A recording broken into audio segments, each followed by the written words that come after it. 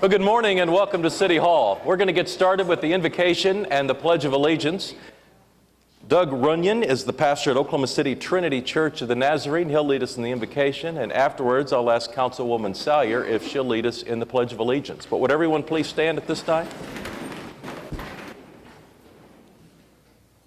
Mr. Mayor, members of the council, thank you for opening these meetings with prayer and giving me the opportunity to lead you this morning. Dear God, we praise you for your love that embraces us and gives us security, your joy that uplifts us and gives us resiliency, your peace that floods our hearts and gives us serenity, your spirit that fills us and gives us strength and endurance. Be with these folks as they meet this morning, Lord, to maximize the hours of the day. Help them to think clearly without confusion, to speak honestly without rancor, to debate without division, to decide courageously without contention. May their rhetoric honor you and deal with issues and not with personalities. Grant the members of this council your grace to work today as patriots who love you and count it a high privilege to serve as leaders of our beloved city. Amen. I'd like to also read the priestly blessing from our God himself to Moses to the people, which says, "The Lord bless you and keep you. The Lord make his face shine on you and be gracious to you. The Lord turn his face toward you and give you peace." God bless you. Thank you. I pledge allegiance to the flag of the United States of America and to the republic for which it stands, one nation, under God, indivisible, with liberty and justice for all.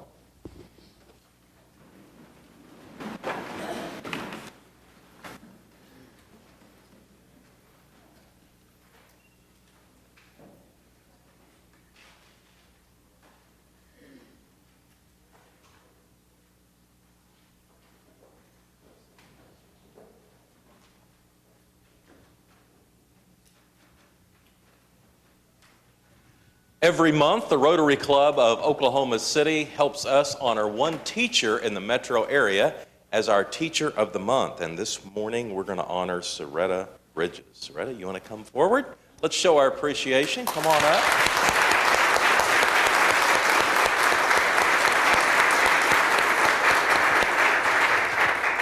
And we have a resolution. I'll ask the clerk to read it as we get settled. Whereas Soretta Bridges has been named Teacher of the Month for September 2016 by the Oklahoma City Public Schools and the Rotary Club of Oklahoma City. Soretta Bridges earned her BA degree in elementary education from the University of Oklahoma. And whereas Soretta has taught at Bodine Elementary School in the Oklahoma City Public Schools District for 10 years. Soretta dreamed of being an elementary school teacher since she was a child and was profoundly influenced by a special teacher. Whereas Soretta Bridges believes in professional development and dedicates her time to learning and implementing the most modern approaches to educating students. Whereas she believes in community partnerships and started a nonprofit to assist with needs in Southeast Oklahoma City. Whereas Soretta was honored to be chosen for the Bodine Elementary School as Teacher of the Year for 2015 to 16 and was named first runner-up for the district's Teacher of the Year. Now therefore be it resolved by the Mayor and Council of the City of Oklahoma City that they do hereby recognize and commend Soretta Bridges on her selection as the September 2016 Teacher of the Month by Oklahoma City Public Schools and the Rotary Club of Oklahoma City.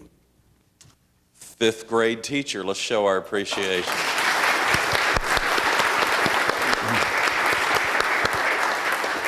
Mayor, City Council, committee members, I'm honored to be here. I am grateful to be recognized as Teacher of the Month.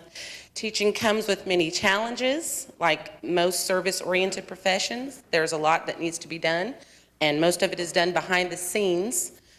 Teachers are called to do much more than just teach reading, writing, and arithmetic. We are big brothers, big sisters, nurses, coaches, counselors, surrogate parents.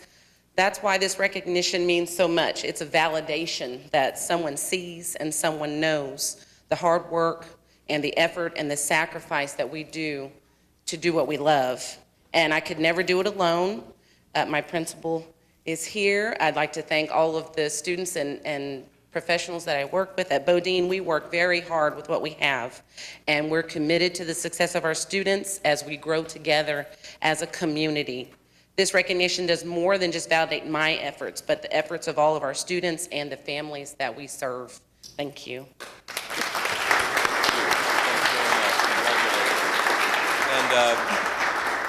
Mayor, I We make a will motion. need to pass this as a resolution, so we're actually going to vote on this, Soretta, so good luck. I don't know how it's going to turn out. All right, Make a cast your motion to votes.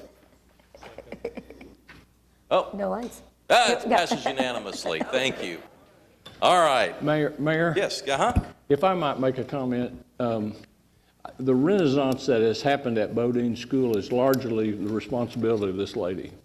It's an amazing renaissance to watch in an inner city school to do what they've done there. It's in my ward. I'm very proud of what they've done, and it's. And you're referring to the principal? Yeah, who she's also a former recipient of that award, yeah.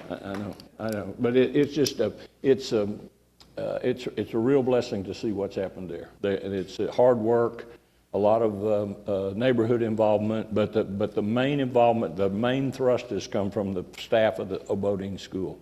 It's really a nice.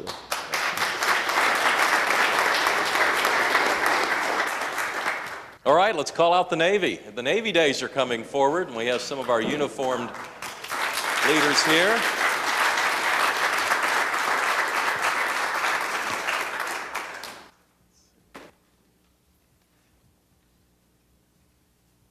I had a chance to spend a few minutes with our men and women in uniform this morning. They come from all over the United States, as close as Westmore High School and as far away. Let's see, there was some from New England, from Vermont, and everywhere in between. And Navy Days are coming up out at Tinker, and Captain McCabe, we have a proclamation. I'll ask the clerk to read it. City is honored to have the presence of the United States Navy in our community. Whereas more than 1,000 active duty sailors and 200 officers are stationed at Tinker Air Force Base to support the TACAMO mission with the Navy's E-6B aircraft, and where 400 active duty and reserve sailors are assigned to 15 different reserve units at Navy Operational Support Center in Oklahoma City. Whereas more than 45 active duty Navy recruiters are stationed throughout Oklahoma City enlisting the best and the brightest our city has to offer. The United States Navy has an annual economic impact of over $100 million in the greater Oklahoma City area. The citizens of this great city have a long history of supporting the crew of their namesake submarine, the USS Oklahoma City, and the USS Oklahoma Memorial at Pearl Harbor. Whereas sailors will be honored at the OKC Navy Ball, one of the nation's largest Navy balls, on October 6th at the National Cowboy and Western Heritage Museum. Whereas sailors and their families will enjoy entertainment and river sports at the OKC Navy Day on the Oklahoma River. OKC Navy Days will provide free admission to the Oklahoma State Fair for children of our active duty sailors. Whereas Gaillardia Country Club and OKC Navy Days will host a golf tournament on Monday, October 10th for local active duty sailors. Whereas the citizens of Oklahoma City wish to honor the men and women who have served in the United States Navy during the 11th annual OKC Navy Days. Now therefore, Mick Cornett, the mayor of the city of Oklahoma City, does hereby proclaim the occasion of the aforesaid events as United States Navy Days in Oklahoma City. Let's show our appreciation to our sailors. Thank you. Captain? Yes, sir. Well, I thank everyone for the recognition. We've had a great relationship here in Oklahoma City with the people of Oklahoma. For 24 years, the Navy's been at Tinker Air Force Base. We look forward to continuing the relationship and building on it. Our sailors do great work in the community. The community comes out and says thank you with things like this and Navy Days. I really can't say enough. And when I travel the country talking with Navy leadership and I tell them that Oklahoma City's a Navy town, they laugh and smile and they go, yeah, okay. But that's only because they haven't been here. Because as soon as they get here and we bring them in for the Navy balls from the coast, they see it. They see the love, they see the flag waving patriotism here in the Midwest, the heartland, and they can't say enough about it once they leave. We're very proud of all. Yes, sir. We'll show it one more time. Thank you. Thank you. Thank you.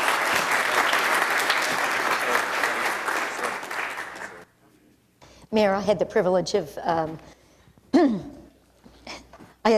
attending the change of command ceremony a couple weeks ago in San Diego for the USS Oklahoma City, and it was equally impressive. Those young men and women that serve in the Navy and represent Oklahoma City in our submarine is really a great thing to get to experience. So thank you for that opportunity. Absolutely.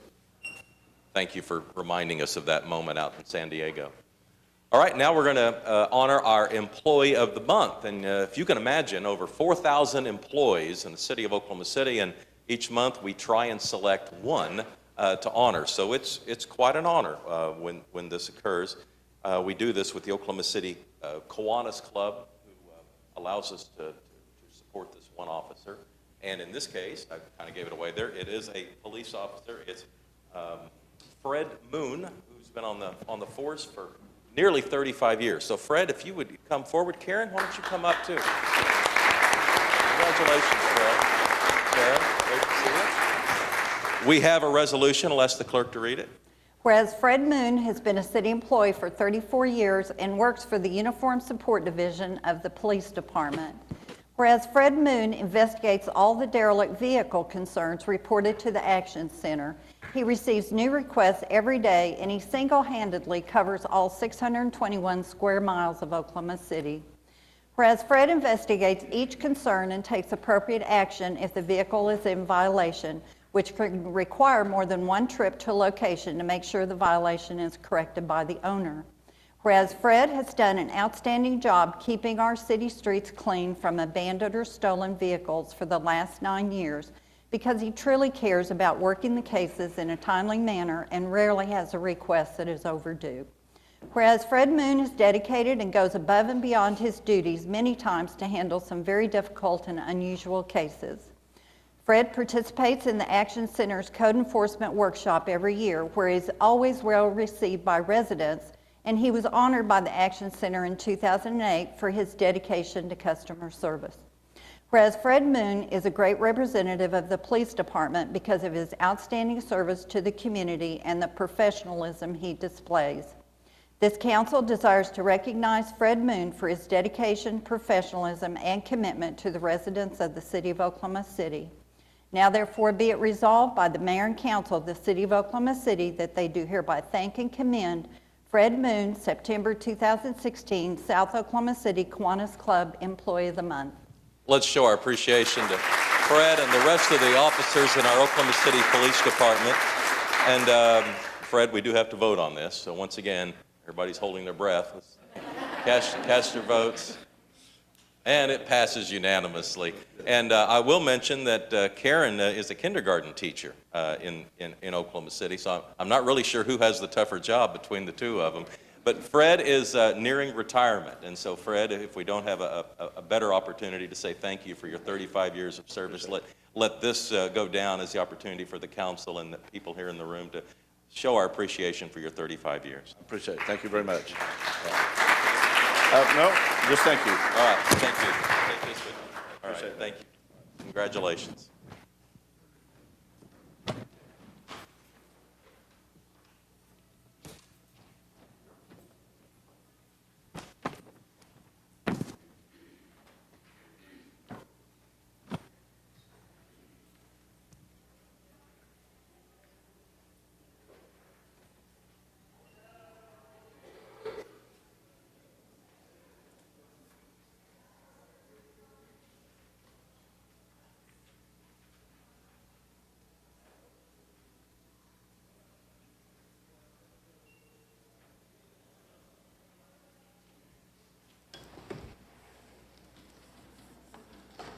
All right, if you're following along in the council agenda, we're on item 3C. And a few weeks back, we talked a little bit about the Zika virus and our ongoing concerns about Oklahoma and how susceptible we were. And following that up, Gary Cox is here from the Oklahoma City County Board of Health and wants to kind of give us an update on the county's preparations.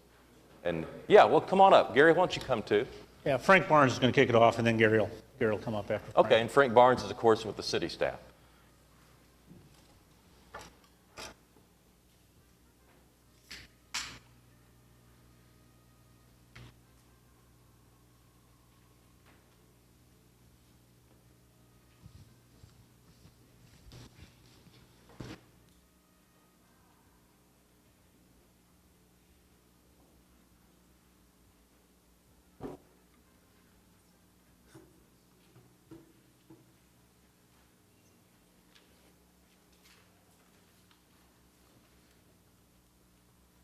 And we're there. Okay, good morning. I'm Frank Barnes. I'm the emergency manager for the City of Oklahoma City, and I'm very quickly just going to give you an overview of our mosquito-borne disease program. And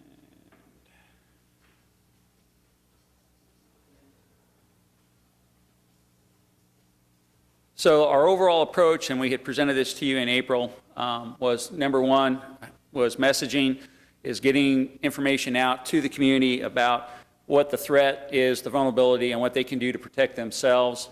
Number two is conducting enhanced surveillance, and through Public Works, Stormwater Quality, and the efforts of Derek Johnson, that we're trapping and collecting mosquitoes that are then turned over to City County Health Department, who test them for the presence of mosquito-borne diseases, helps us identify parts of the city that we're seeing mosquitoes that are infected so that we can concentrate our efforts on those areas.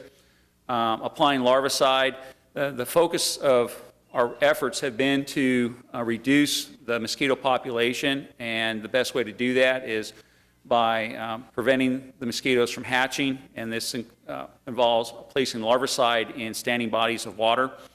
Habitat modification, which efforts through solid waste management and public works, street traffic drainage maintenance to reduce those habitats on public land. Traveler surveillance through the City County Health Department, local transmission response, which is also the responsibility of the City County Health Department, and then overall coordination, which is handled by the Office of Emergency Management. So that's the overall approach to mosquito-borne diseases, which includes West Nile virus, Zika, and any other mosquito-borne diseases. And with that, I'm going to turn it over to Gary and let him brief you further.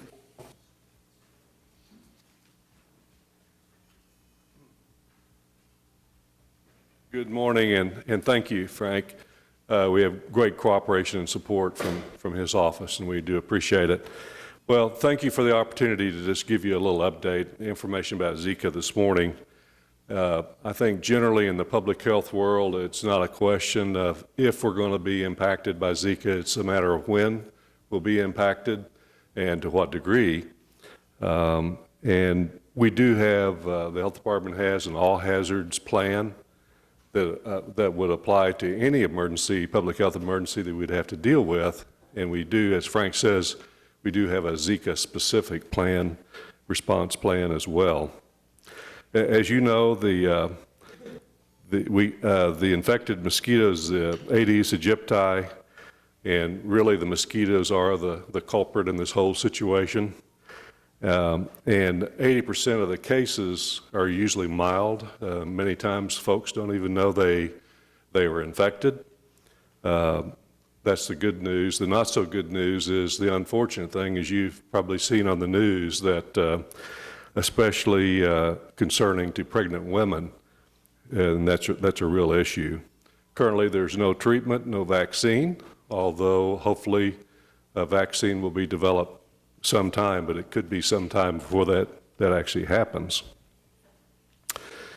As far as our current situation, globally, as you've seen, outbreaks are occurring in many countries in South America, Central America, Mexico, and the Caribbean. Here in the United States, we have 43 locally acquired cases. In Florida, as you see on the map, and this is a map of Miami-Dade County, and that's where those mostly those 43 cases are, and they're not travel-related cases, those are locally acquired in Miami. There's a travel advisory for pregnant women in the Miami Beach and area of the Wynwood neighborhood, and as you see in the map there, it's the first travel advisory that's been issued in many, many years here in the United States. To give you some idea of the scope, in Puerto Rico, almost 14,000 cases, locally acquired cases, have been reported. Back here at home, we have 26 travel-related cases in the state of Oklahoma, one pregnant woman involved. Here in Oklahoma County, We have 5 travel-related cases in Oklahoma County, 0 pregnant women involved. And our epidemiologists are monitoring these 5 cases as we speak. So now Phil is going to come and give you a little bit more detail about our plan. Thanks, Gary. Of course, this is our actual Zika action plan. This actually comes straight off the CDC template. Currently, we are in level 1 because we're in an active mosquito biting season right now. If we were in 0, of course, that's when it cools off, we'll be in 0. We'll only get to level 2 if we get a confirmed local transmission. Hopefully that will not occur. Like I said, we're not a 0 risk here. We're a low risk, but it's possible. Just a matter of time to see if we get the right mosquito populations in here. Luckily, right now, we don't have Aedes aegypti. We haven't found any in Oklahoma City. And we've actively trapping them, and we've actually added some additional traps that are specific for catching Aedes mosquitoes. And they are catching them, but they're catching Aedes albopictus. Do you guys have any questions on this? It's a phased response plan. You basically roll from one to the next, depending on what situation we actually get into. Go ahead, Frank. One of the things that we wanted to highlight this year is one of the reasons we've had more positive mosquito pools this year than we have ever had, lots of them for West Nile virus, and yet our human cases remain low. We would like to be able to take all the credit for that. You know, some of it might be environmental, some of it may be the viremic conditions of the mosquito population, but we know that our communications plan that we've worked together with the city has been extraordinary this year. If you look at the amount of money that we've got as far as free outdoor advertising, all the advertisers were glad to do it. You almost can't drive around and see one of these digital billboards and not see one of our mosquito advertisements, so it's really good. Done a lot of radio and TV interviews. We think the one thing that's been really positive is with all of the activity on Zika, people really are paying attention to mosquitoes now. So we think they are actually wearing insect repellent. That is the key. If we do that and combine it with habitat remediation and some of the other items, we think we're in good shape. Go ahead, Frank.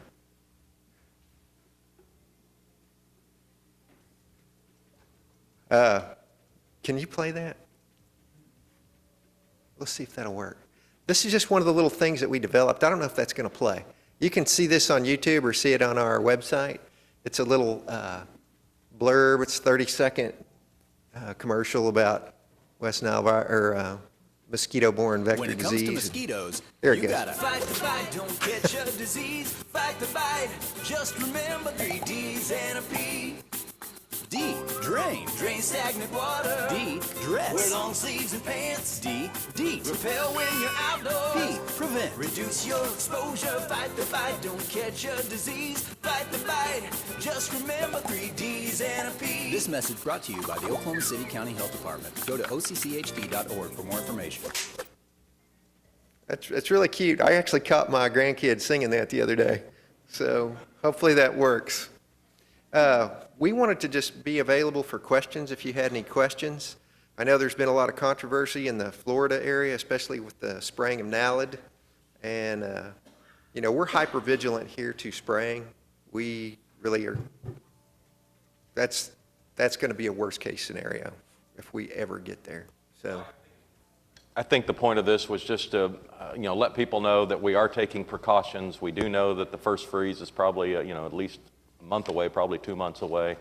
And then, of course, it's going to be next year and the year after, and we don't know if this is going to be ever increasing, but no reason to think it won't. And that West Nile virus may be a larger concern to us than Zika at this particular point in time. Safe to say? Yeah, Ed, you've had some opinions on this. You want to say anything? I'll let Megan address some of that as well. Okay. Thanks for putting this together. I think this is so important. I think this is very interesting about Aedes albopictus. I've never heard that before, that can transmit.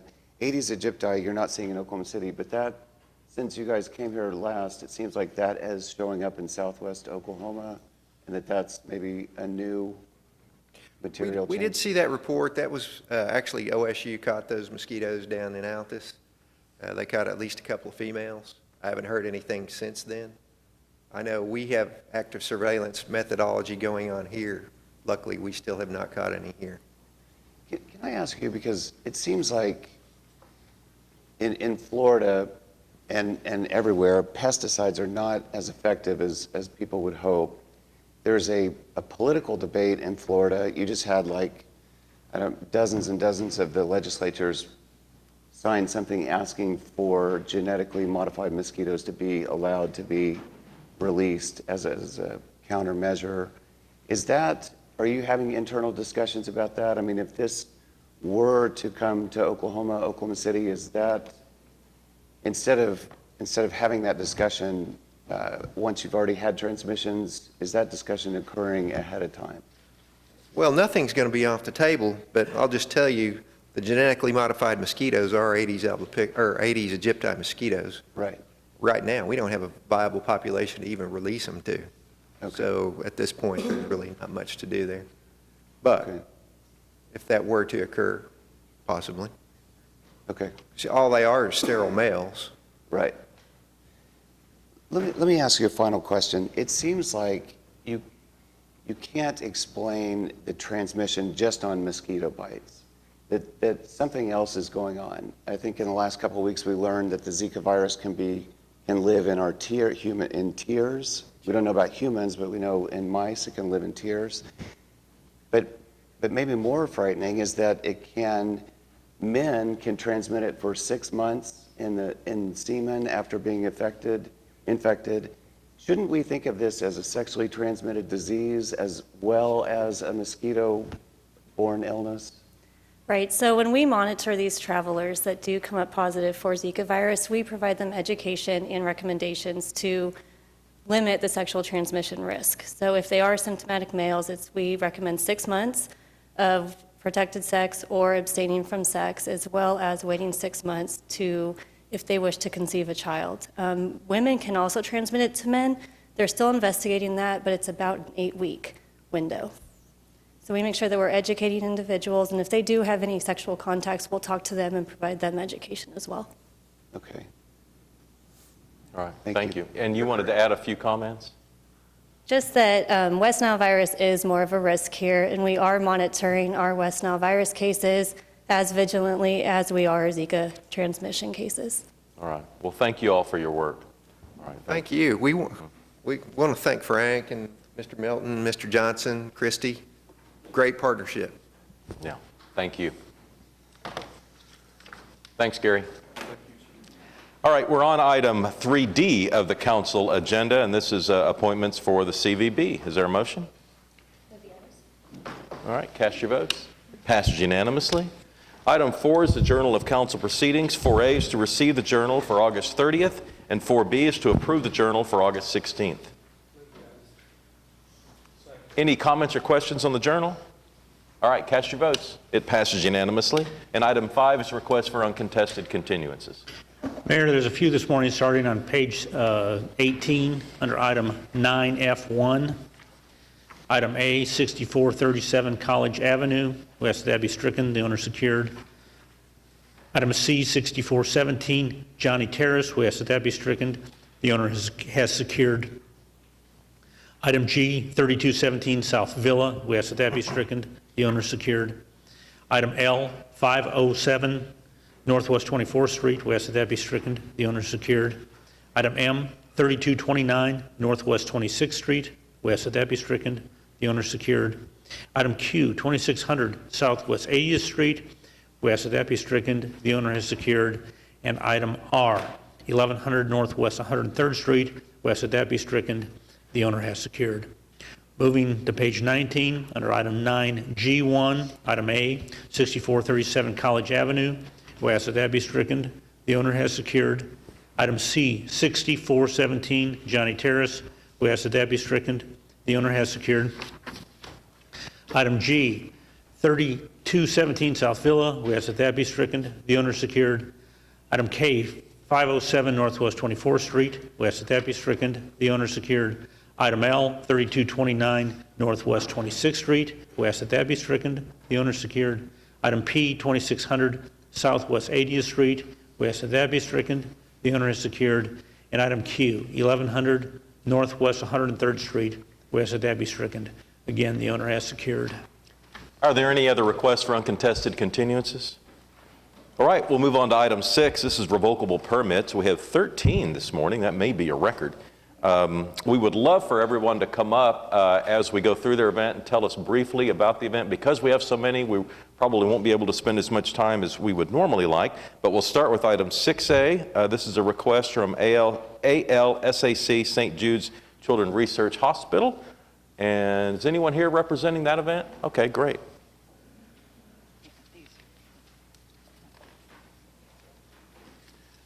And we will need your name and address for the record, please. Okay, I'm Emily Drover. Address is 400 North Walker, Suite 170, Oklahoma City, 73118.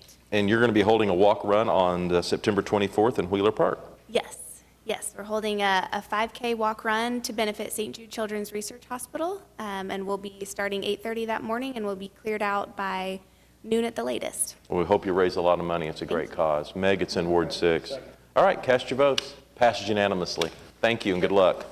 All right, item 6B is a request to hold the AIDS Walk of Oklahoma City and a 5K run.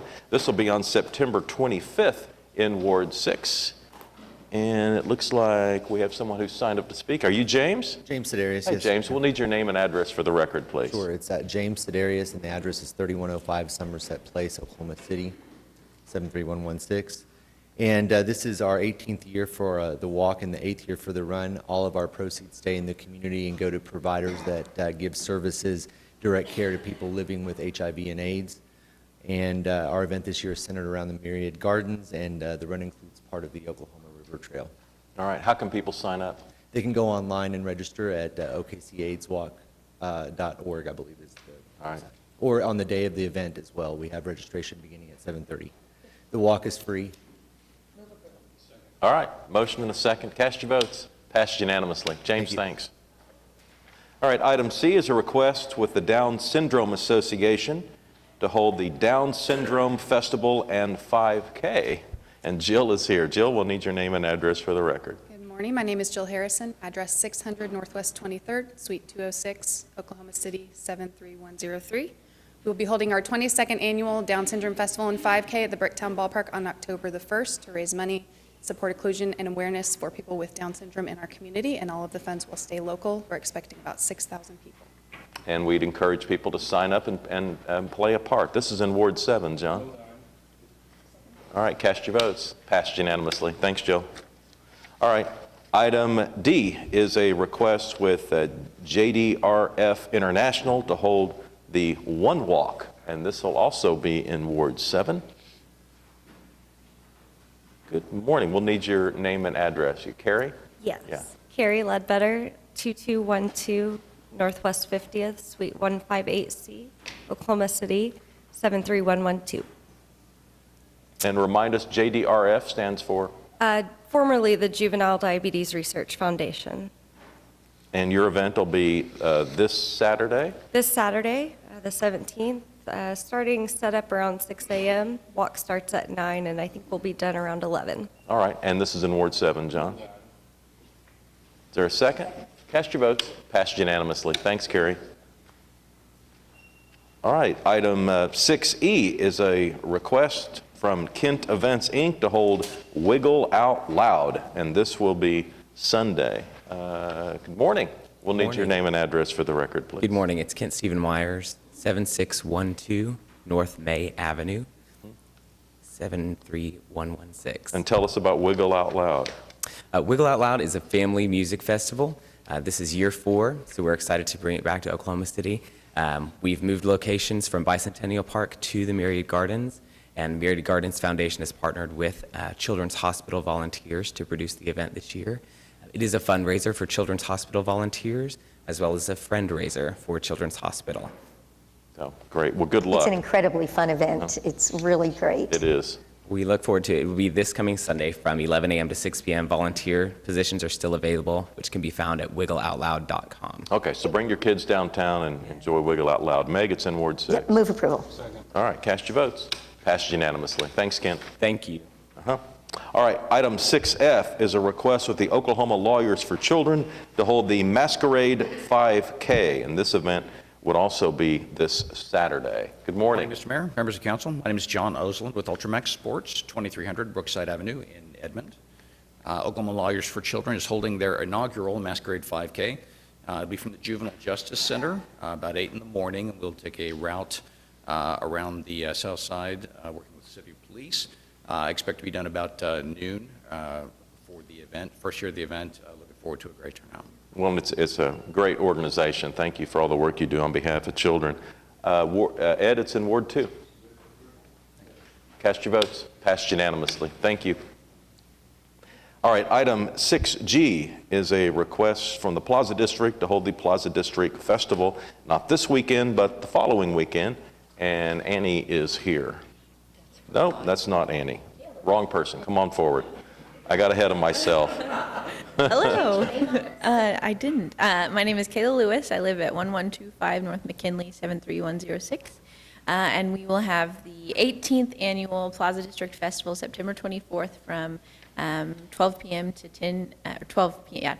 to 10 p.m. We have food trucks, local artists, artist booths, and 2 music stages this year. All right, so that's a week from Saturday. What are the hours going to be? 12 p.m. to 10 p.m. Okay. And Meg, that's in Ward 6. Yeah, this festival has grown so much in those 18 years. It's incredible. Very excited to have it. I move approval. All right, cast your votes. Passed unanimously. Thank you. Item 6H is a request with the Roadrunners Club of America to hold the Red Coyote Runtoberfest 5K. You're back. Hello all. John Osland again with Ultramax Sports, appearing for Red Coyote Running and Fitness. This year's event, which has traditionally been held over in the Class and Curve area, is moving to Midtown in cooperation with Flat Fassler Hall. We'll start and finish 2 in the afternoon on Sunday. We'll run through the Heritage Hills area. It is a grassroots running and fitness festival celebrating the Oklahoma City running community, Oklahoma cooperation with Fassler Hall this year. They're making a new partnership, bringing a little life into the Midtown area, and then also alleviating some of the congestion and complications the Class and Curve area and location of the event has been in years past. So we're, again, looking for a great afternoon event over there, and hope to see you guys. And that'll be October 16th, and it's in Ward 6. So we're going to bring all that confusion down to Heritage Hills, which is exciting too. I move approval. Cast your votes. Passes unanimously. Thank you. All right, item 6I is a request from St. Francis of Assisi Church and Rosary School to hold the Rosary and St. Francis Oktoberfest. Is anyone here representing this organization today? Now Annie's here. I'm Annie Maynard here on behalf of Rosary School. It's 1919 Northwest 18th, 73106. And tell us about your event. This is for a fun run that we have with our school and parish through Gatewood. This is our 28th year having this event. After that, we have a private event on our school grounds for our parishioners and families. And that's pretty much it. Wonderful. Well, I was just at your facility about a couple of months ago for an event. It's beautiful, and the neighborhood there looks so good.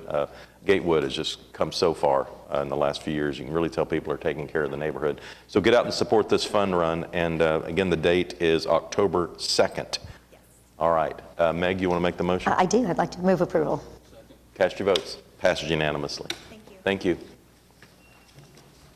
Item 6J is a request from the Color Run LLC to hold the Color Run on October 1st. Is there anyone here representing this organization?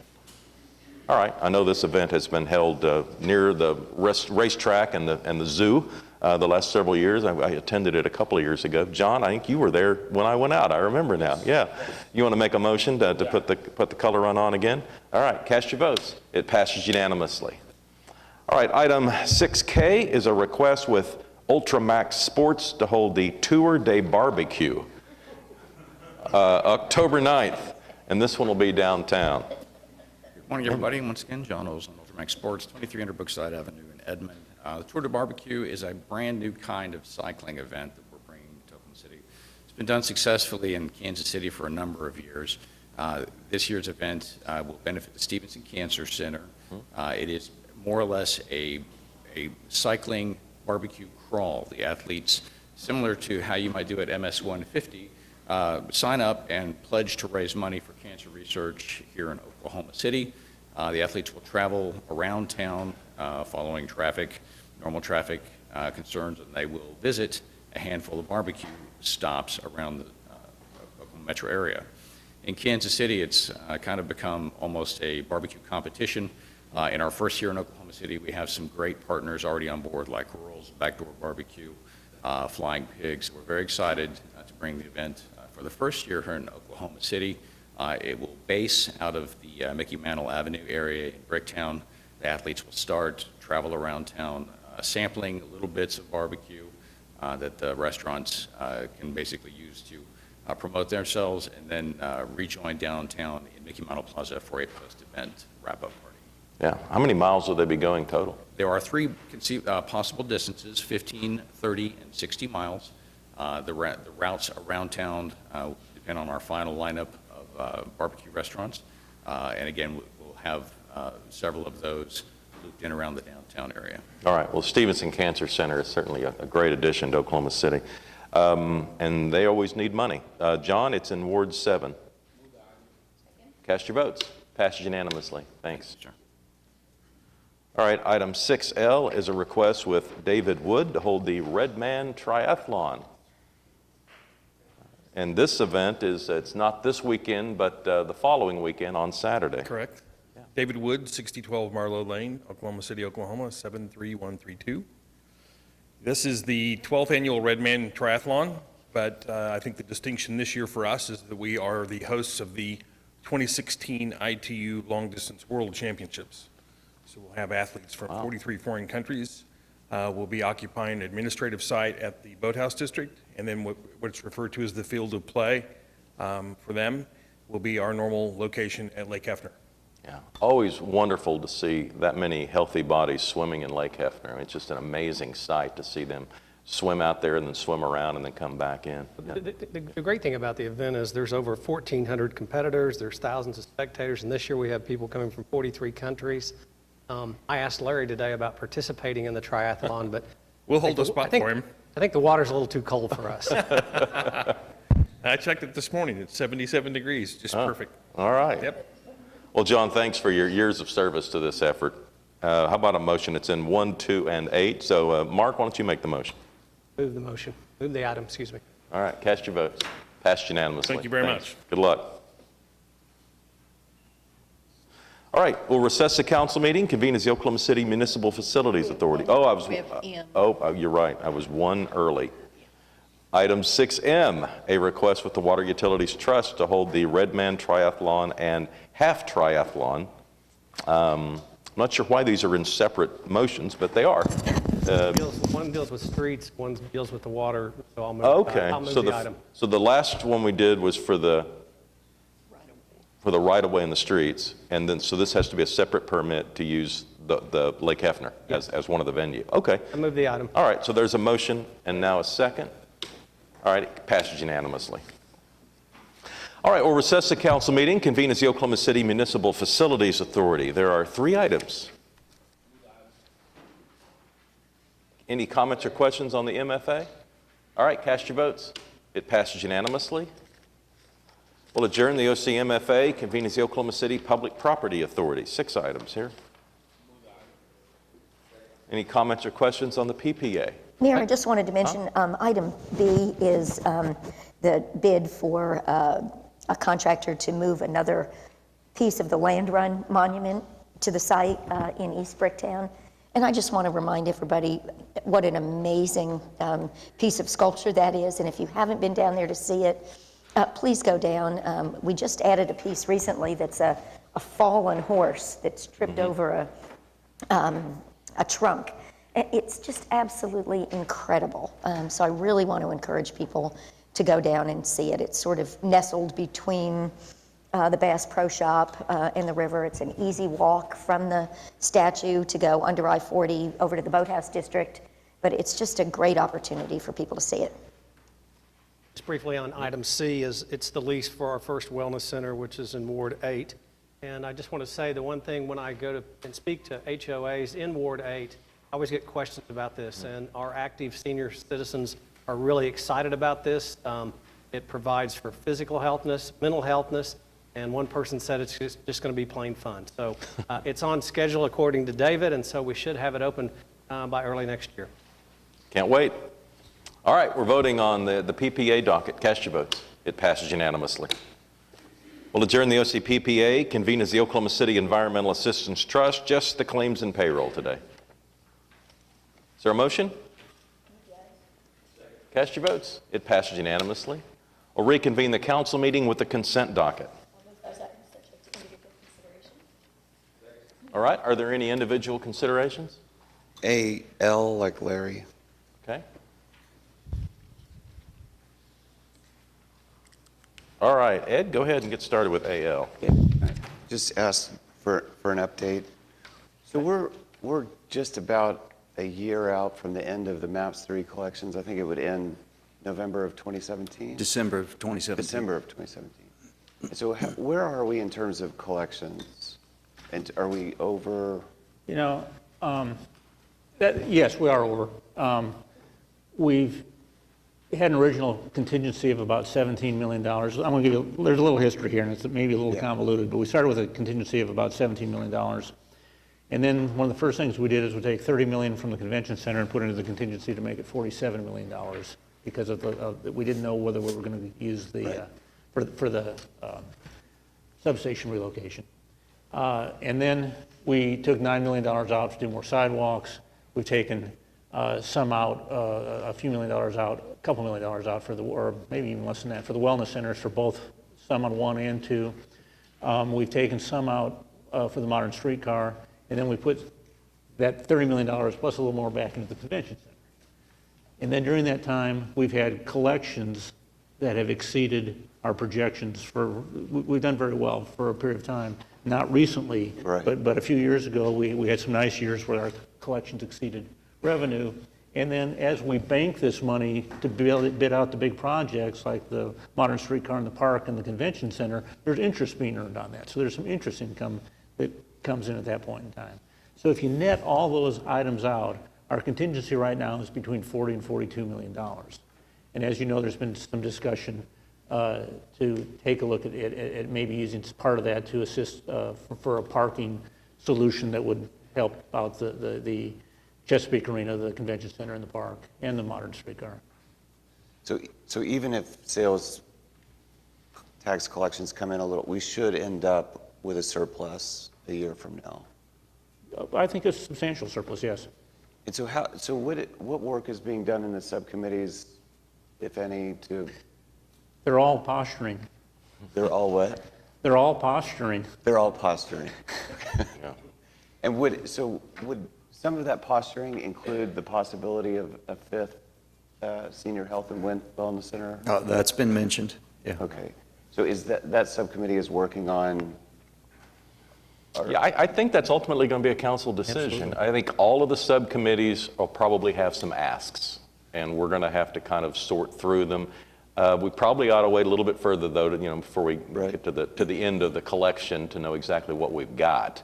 They'll get their thoughts together, then they'll make recommendations to us. As far as I know, they're all actively. I know most of them are, if not all of them, but they're all actively scheduling meetings and trying to lobby and I mean, it's a good problem to have. Right. But with sales tax collections where they are right now, I think it's probably prudent to wait a little bit longer before we start dividing it up. Well, and we have a couple kinds of risk. You have a revenue risk, but each month that kind of goes away because we've only got 15 more months left of collections on it. So that kind of is going away, and we've obviously had good revenues on that.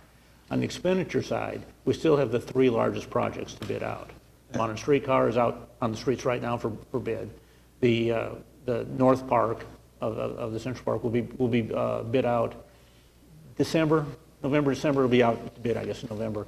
And then in 2017, we'll be putting out the convention center. So once, That's our greatest risk on the expenditure side. So the 42 million is all the contingency funds? I mean, all the contingency is in that 42 million? Mm-hmm. Okay. Yeah, we have a little bit of contingency in each project for change orders. Okay. On that, so each program, each project has some contingency funds all, but it's not major, it's just for change orders. Okay, thank you. Yeah. Mayor, could I just talk briefly about item 7L? I thought that was the one Ed was going to talk about when he said L, so I didn't mention it. But this is the resolution that authorizes our annual submission to Housing and Urban Development for our continuum of care projects. And I feel like I do this on a regular basis, but I just want to be sure that everybody knows how much federal dollars come to us and what agencies we support. And those include Be the Change for supportive housing, Red Rock Behavioral Health Services for supportive housing, City Care for supporting housing, Mental Health Association, the Homeless Alliance, Heartline, Hope Community Services, City Rescue Mission, Community Enhancement Corporation, and the Oklahoma City Metro Alliance. So we are able to pass through those federal dollars on a regular basis, and I really wanted to specifically thank the Continuum of Care Committee. We have a volunteer committee that works really hard, that looks at every one of these applications. They rate all of the agencies. Jared on our staff collects all that data, and they are ranked by performance, and that is how we determine what those allocations are that we recommend to the committee. And Social Services Committee reviews all of those applications, but a tremendous amount of work goes into vetting the projects before they get to us. And so I wanted to express my thanks to the Continuum of Care Committee. All right. We also have a budget amendment on item AJ, and Christian York is going to lead us through that item. Good morning, Mayor and Council. Today's item is the introduction to the first budget amendment for fiscal year 2017. It's pretty straightforward, but I'll just go through the pieces with you, and if there are any questions, I'll be happy to try to answer those. The first section is related to the purchase order rollover. This is our routine process where we identify purchase orders at the end of the fiscal year that, for a variety of reasons, just aren't able to be closed in time for that new fiscal year. And what we're doing here is identifying those and restoring the budget in the current fiscal year where we ended up paying for those for. It affects a variety of funds to include the general fund at about $500,000. In total, it's about $2.5 million. I should point out that that general fund figure of $495,000 is significantly lower than we've seen in prior years, and I need to credit the Procurement Services Division for their work to streamline the process with the departments. We simply had less purchase orders to roll over this year. We also have an increase for the fire sales tax for $600,000 for roof repairs. I want to point out that there's a companion item making its way through the process as well, and you'll see that later today under items for individual consideration for item 9I. We have an increase for the stormwater drainage utility fund in the amount of $600,000. This is related to some higher than expected costs for channel cleaning of our drainage canals throughout the city.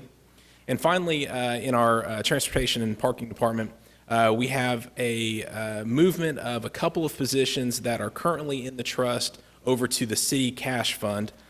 During the budget development process for FY17, the department expressed a preference that those positions be moved over, and this is just memorializing that into the budget. Although it appears to be a net increase to the city, as far as the department goes, it's a net zero because we're reducing 2 positions in the trust, increasing 2 positions in the city cash fund. So the transit city side goes from 26 positions to 28, and the transit trust goes from 221 positions to 219. Overall, the entire amendment ends up being $3.9 million, with the total budget being $1.267 billion. Once again, this is the introduction. This item will come back in front of you on September 27th for a public hearing and hopefully your adoption. I just want to point out there's 2 attachments in your packet. The first is simply a summary of all the changes. The second, in attachment B, is actually the specific changes to the fund that we're asking you to review and adopt eventually. And with that, if you have any questions, I'll be happy to answer. All right, thanks, Christian. Item really just being introduced today, public hearing on September 27th. Any comments or questions from the council today? All right, thanks. All right, ready to vote the consent docket? Cast your votes. It passes unanimously.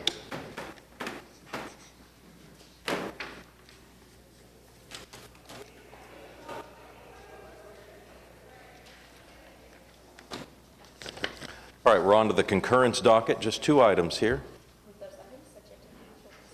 Comments or questions here? All right, cast your votes. It passes unanimously. We're on to item 9. These are items that require a separate vote. The first is a final hearing today. This item was introduced, I guess, a month or so ago. We've held a public hearing, and this has to do with our solid waste fees. Is there anybody here hoping to speak on this item today? Is there a second? All right, cast your votes. It passes unanimously. It's my understanding they need the emergency too. All right. They didn't affect by October. All right, Francis hears that they were requesting the emergency on this item. All right, cast your votes on the emergency. It passes unanimously. All right, item 9B and 9C have to do with the stockyards bid. Item 9B is a resolution that would adopt and confirm the assessment roll for 2016 and 17. And this is a public hearing. Is there anyone here hoping to speak on the Stockyard City Business Improvement District today? All right, we have a motion and a second to adopt and confirm the assessment roll on item 9B. Cast your votes. It passes unanimously. And then item 9C is the final hearing. This would set the assessment roll for the upcoming year. Is there a motion? All right, cast your votes, and it passes unanimously. Item 9D is a public hearing. This item was introduced a year ago and has to do with effects to our zoning and planning code. Did anyone show up today hoping to speak on item 9D, the public hearing regarding these zoning and planning code amendments? All right, is there we have a motion. Is there a second to move it on to a future meeting for a final vote? Cast your votes. It passes unanimously, so that item moves ahead. Item 9E is a public hearing regarding dilapidated structures. Is there anyone here hoping to speak under any item listed under 9E? All right, how about a motion then to move these along? Cast your votes. It passes unanimously. Item 9F is a public hearing regarding unsecured structures. Is there anyone here hoping to speak under any item listed under 9F? All right, how about a motion? Mr. Mayor, excuse me, I do see for item K3501 Northeast 23rd, I do see Mr. Bowie here. Good morning. Good morning. I want to say you guys, the camera doesn't do you guys justice. I mean, you all look great. So I don't know if that'll get me anywhere, but. Can't hurt. Mick, you always look great. I haven't met you yet, but over the years I've seen you. We both aged a little bit, but anyway, we've got this property at Northeast 23rd. It's a high growth area, but we've got a group of ghost hunters that keep coming in and taking boards off. And it's just, it's been tough for us. We love the property. It's 5 acres right on 23rd, and there's a new church across the street and other things that's going on there. We've had high hopes for the sewer coming in, but this ghost hunter deal went viral, and we've had problems with that. We do need an electric drop there in order to keep it secured, because you can secure it one day, 2 days later, they've taken the boards off again. So we're here again with the board thing, but we always put it back, but it's just ongoing. Yeah, so you feel like you've properly secured the building, but vandals are coming in and making it unsecured, and now the city's trying to deal with the issue. Charles, you have any opinions about this? Do we need to get the police more involved with on the vandalism side? That wouldn't hurt. That's kind of be up to them to call the police. Right. On our securing, most of those boards you see on those are ours, not theirs. If they secure it before, before we go out there, of course, we release it. What's your long-term plan? We've got it for sale, and we've had some people talking to us about it. A couple people were trying to secure financing. If that doesn't happen, then we'll get an architect and do some things with it, but we hope to enhance it to be, for that area, something positive. It was built by the Catholic Church in 1950, so it's not in the scheme of things, a real old building. It's very solid. It's just the vandals. It was a retirement home for a Catholic priest. And we'd love to redo it. We're kind of hoping for the sewer, you know. But again, we don't want to upset that department, because this thing, I boarded it up 3 times this year. They boarded it up once. The police have been out. We get charged for that. We hired a security company. That's $1,000 a month. And people will try to dump a little bit. We get that immediately. And then we get the little spray things too, you know, so. Okay. You feel like you're making a really good faith Yes, effort sir. to do what We you are. can. John, you have Keep any trying. opinions on this? We're going to have to leave this on the agenda, but if you will continue to work with Charles and his department and continue to work with the police as well. And I believe we have a meeting soon with the Alliance to talk about economic development, because this is in the Northeast Renaissance TIF area. So I look forward to getting that meeting scheduled. Okay. All right. Thank Great. you very much. Thanks for your diligence on this. All right. We already have a motion and a second. Is there anyone here hoping to speak under an item listed under 9F? All right, cast your votes. It passes unanimously. Item 9G is a public hearing regarding abandoned buildings. Is there anyone here hoping to speak under any item listed under 9G? All right, how about a motion? Cast your votes. It passes unanimously. Item 9H is a public hearing regarding removal of properties from the abandoned building list. Is there anyone here hoping to speak under any of these items? All right, how about a motion? Cast your votes. It passes unanimously. Item 9I is a public hearing. This item is just being introduced today. And Doug Dollar is here to highlight that for us. Okay. Right, as you'll recall, during the budget process, we adopted resolutions for both police and fire sales tax funds. Basically, all the expenses out of those funds need to be expended in various categories or projects that are approved by the council, and the resolution sets limits on what can be spent there. As Christian mentioned earlier, the fire sales tax, the fire department is desiring to spend $600,000 additional on roof repairs, and so part of this resolution is to authorize that additional $600,000 for roof repairs. The other change that's on here is a relatively minor increase from $150,000 to $200,000 for advanced life support for the training that the fire department receives for paramedics. Basically, they have about $140,000 of that obligated, and they want to just make sure that they have the authority to spend a little bit more if additional people want to go through paramedic school. And this just gives them the authority to do that. They would take the funding from their contingency to fund that expense. So relatively straightforward, but again, all expenses out of the fire and police sales tax need to have authorization from the council. All right. This is a public hearing. Is anyone here hoping to speak on this item today? All right, cast your votes. It passes unanimously. Item 9J revolves some incurrence of indebtedness with the Water Utilities Trust. Mayor, this is a refunding for the Water Utilities Trust. It will cause a savings of about 10% or a net present value savings of $5.4 million on their Series 2009A bonds. All right, is there a motion on item 9J? All right, cast your votes. It passes unanimously. Item 9K, I understand we do need executive session on this item? Yes, sir. All right, how about a motion to move that item into executive session? Cast your votes. It passes unanimously. Item 9L is claims recommended for denial. Is there anyone here hoping to speak under any item listed under 9L? All right, how about a motion then to deny the claims? Cast your votes. It passes unanimously. Item 10 is items from council, National League of Cities, coming up in Pittsburgh. Is there a motion to improve the travel expenses? Larry? I have a question on this one. Friday, when I was reading the newspaper and I saw what had happened as far as sales tax collections, I sent an email to Jim asking him, is it appropriate at this time to put a moratorium out on travel? And then this comes along here, wanting an expenditure of $10,672 for us to travel. And I'm on the list, so this affects me as well as some other people.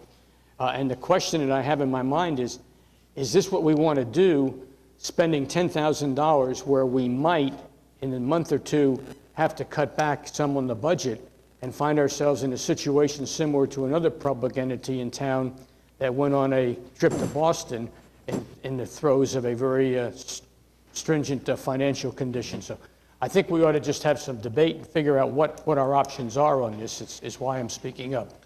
Yeah, well, I have an opinion on it. I think we ought to be diligent with all money right now, but I just think that the value that the 4 council people will get by attending the National League of Cities exceeds the cost.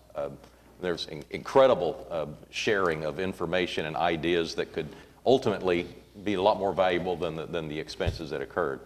But I understand the concern, and we've done this before, so I'll follow the council's directions. But I'd like to see the council involved in the National League of Cities. I think it's a good idea. Mayor? Yeah, Pete? I will just cast my vote by withdrawing my name from somebody going. So you reduce it by 25%. Yeah, we're saving money already, Larry. So. Put me on the payroll. So you just amend the motion to show. Well, I think if you don't go, I mean, it'll take care of itself. Any other comments or questions before we vote on the resolution? I guess I just request if those going can, I mean, I think we need ideas and know what peer cities are doing in terms of revenue. And so I think we need to reach out and talk to other cities, and because I do think we have a revenue problem. I don't think we can just cut our way out of decreased sales tax. And so I think it is important, even though it is an expenditure, to reach out to other people and try and learn from other cities. And so I guess I just ask those that are going, I'm sure you will anyway, to engage in conversations about revenue strategies. Oklahoma's a unique state and it's a unique situation, but I think we could make our money back if we learn. All right. I do have a comment. I was kind of iffy about going, but one of the reasons I stopped going, I used to go both sessions, the congressional session in February and this session. And what I found was that most of the conversation that goes on there is about how to get more money from the federal government. And in Oklahoma, it seems to me that as a representative of the people of Oklahoma who doesn't want money from the federal government, I mean, we don't take Medicare expansion. We complain about the source of the funds. That made it easy for me to decide not to go, because again, what I found was that most of the discussion has to do with how we get more money from the federal government, and they don't have it. Yeah, for less experienced council people, there's a tremendous amount of continuing education. I think that's probably true, and I understand how you should be teaching those classes and right. I enjoyed instead of taking them, but I enjoyed those classes that had to do with how to be an effective councilman and how to work with other people on the horseshoe and how to work with difficult councilmen and difficult constituents. Well, I mean, they have those classes. They're good. They're very good. But in terms of the other classes, really, I mean, 75% of the conversation was there's a government grant, or there ought to be a government grant, or don't cut CDBG, or something that had to do with the federal government funding what we're doing.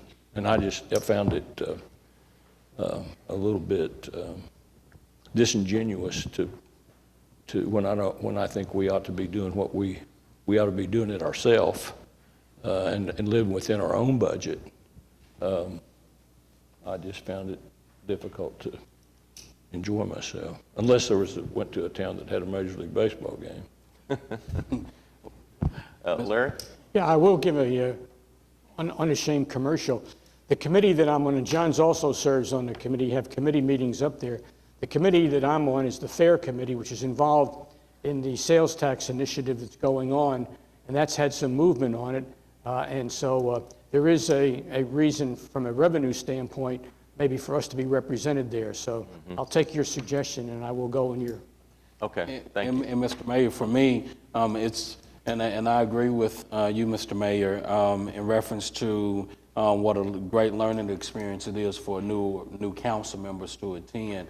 It was at NLC where I learned the importance of creating TIF districts in underserved areas. And so the whole idea of the Northeast Renaissance, that actually came from attending the National League of Cities Black Elected Official Conference in Milwaukee shortly after I got elected. So for me, it's been a great learning experience, and I think Ward 7 in the city, has truly benefited.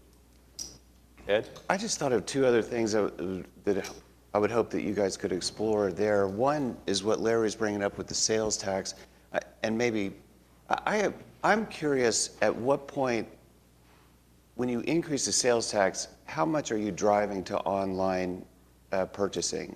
So as we face question 779, and at what point, when you get a sales tax of 10%, 11%, at what point, and then just everything that we can learn about the Main Street Fairness Act. And then the second is, if sales tax is going to be increased through a petition or whatever, what are other cities? We do have the ability, and I guess we as a council will have an opportunity to look at, do we increase the property tax for our bond?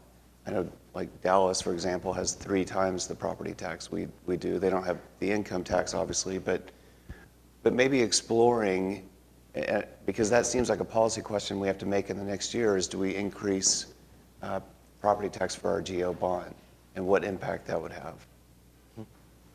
Thanks. All right, is there a motion on item 10A? All right, cast your votes.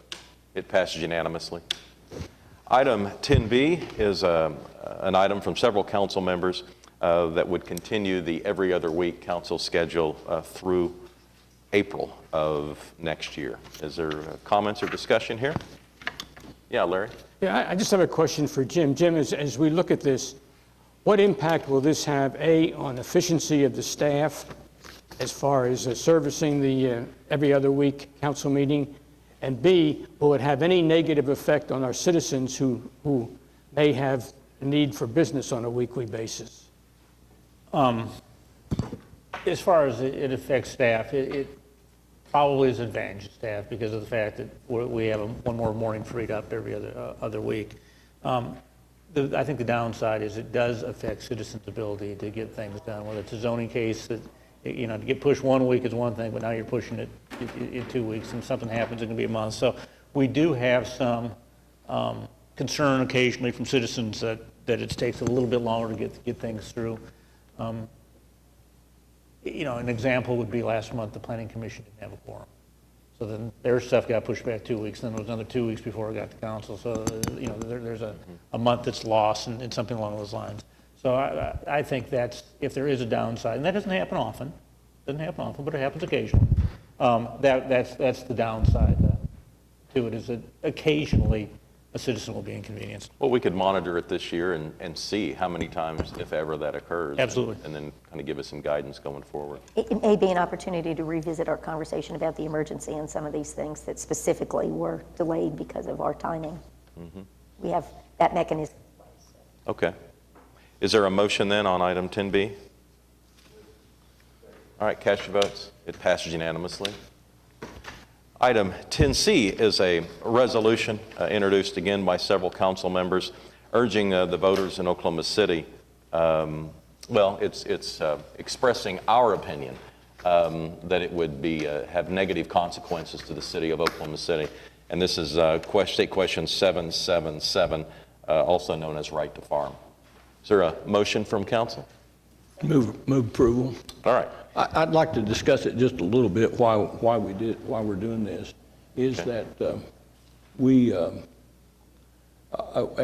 Actually why we did it the way we did it the first time was on the advice of the municipal councilor. His view at that time was that we could only present the facts and not take a position on it. But I think further research has indicated that he's now comfortable with us doing it this way. He's not comfortable with us doing it on 779 because there is specific legislation that says that you cannot expend any funds on an initiative. So since 779 was an initiative, it's different than this one. And I said in the paper that I thought it was illegal. Actually, I don't think it is illegal. but I think that he thinks it's illegal. And since he's my lawyer, I'm going to do what he says. But my personal opinion is it's such a, I don't believe it was, I think it was designed, and the intent of it was to prevent cities from putting money into it, from actually operating campaigns. I think that's the reason. But the language, if construed by someone very, very narrowly, could come to the conclusion that it is a violation, because we'd be spending money printing it on the page. I mean, there's a ink cost, I guess, or there's a paper cost if it extends the size of the agenda by one page. So television and also staff time and preparing. Right, and so all those things I think could be in a very narrow construction of it could apply to 779, which I oppose. I think it's a terrible thing, but I don't think I can ask that the council take a formal position on it. Okay. So I just want to make sure that's clear. I was quoted in the paper as saying it's illegal, and I probably said that, but that's not what I meant. Okay. What I meant was that I think that the city attorney believes it is very risky, very difficult to defend it if we did it. And so I know I'm parsing words, but that's what lawyers do. Okay. So Pete, to flip that around, Mm-hmm. Yes, the penalty is forfeiture of office. So it's certainly a high risk deal to say that I'd be willing to do it. And I certainly wouldn't ask anybody else. All right, Larry? I just want to, I'm going to vote against it, and I just want everybody to know why. Not because of the issue itself, but because of the process. I had the opportunity last week to sit down with one of the sides of this argument. Both sides are very, very passionate, and both presented some things which maybe needed some clarification, which just muddled my mind. But we did pass last week a thing 2 weeks ago that said that we encouraged all our citizens to research this and to find out what the real issues are. And Channel 9, for example, tomorrow night is having a special on the 10 o'clock news, right to harm or right to farm. That just kind of shows you the emotion of this thing. That's an opportunity for our citizens to find out what's going on. A number of organizations around town are planning both sides to come in for a debate, and I encourage that, but I don't feel it's the role of this council, as me, a councilman, to tell the citizens what they should or should not vote on. So I'm going to vote no for that reason right there. Thank you, Your Honor. Yeah. I agree with what Larry just said. I mean, me personally, I'm going to vote no on State Question 777 because I think it will hinder, the main reason is for zoning. I think that if we want to come up with new zoning or update our zoning laws, I think that this will be a hindrance to us being able to do that. But I think that citizens should come to that conclusion on their own without me telling them that that's how they should vote. So I certainly prefer the resolution we passed 2 weeks ago. Okay. Any other comments or questions before we vote? Mayor, I was just going to say, to kind of flip Pete's comments, the reason I think we're comfortable in this resolution is that it came to us from the legislature. This was not an initiative position. It's something that was brought forward by the state legislature. And in my opinion, once again, is the state overstepping their bounds and tying municipalities' hands in what we can and can't do. So that's the reason I'm supportive of voting for this resolution. Which is against the passage. Yeah. The one thing I'd say about the resolution is that I think it's important for the citizens of Oklahoma City to be able to hear from several different sources on this State Question 777. You can look to Google, you can look to some of the nonprofits that are advocating positions on this, but I think it's important to hear from our council members too. And I personally am a staunch advocate for water rights and protecting our water rights in Oklahoma City. And I think this council has done a wonderful job dating back to the 50s in protecting our water rights. And at the end of the day, looking at State Question 777, my concern is its wording. It's less than clear in my mind. Secondly, it's a very, very strict standard. It's called strict scrutiny, and it makes it very hard for us to do something if our water rights are being eroded, if our water rights are being polluted. And so in this instance, to protect our water rights in Oklahoma City, I'm going to be against State Question 777. All right. Thanks, Mark. All right, ready to vote? All right, cast your votes. And it passes 6-2.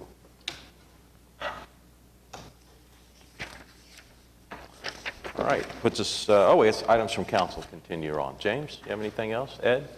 All right, Larry? Pete?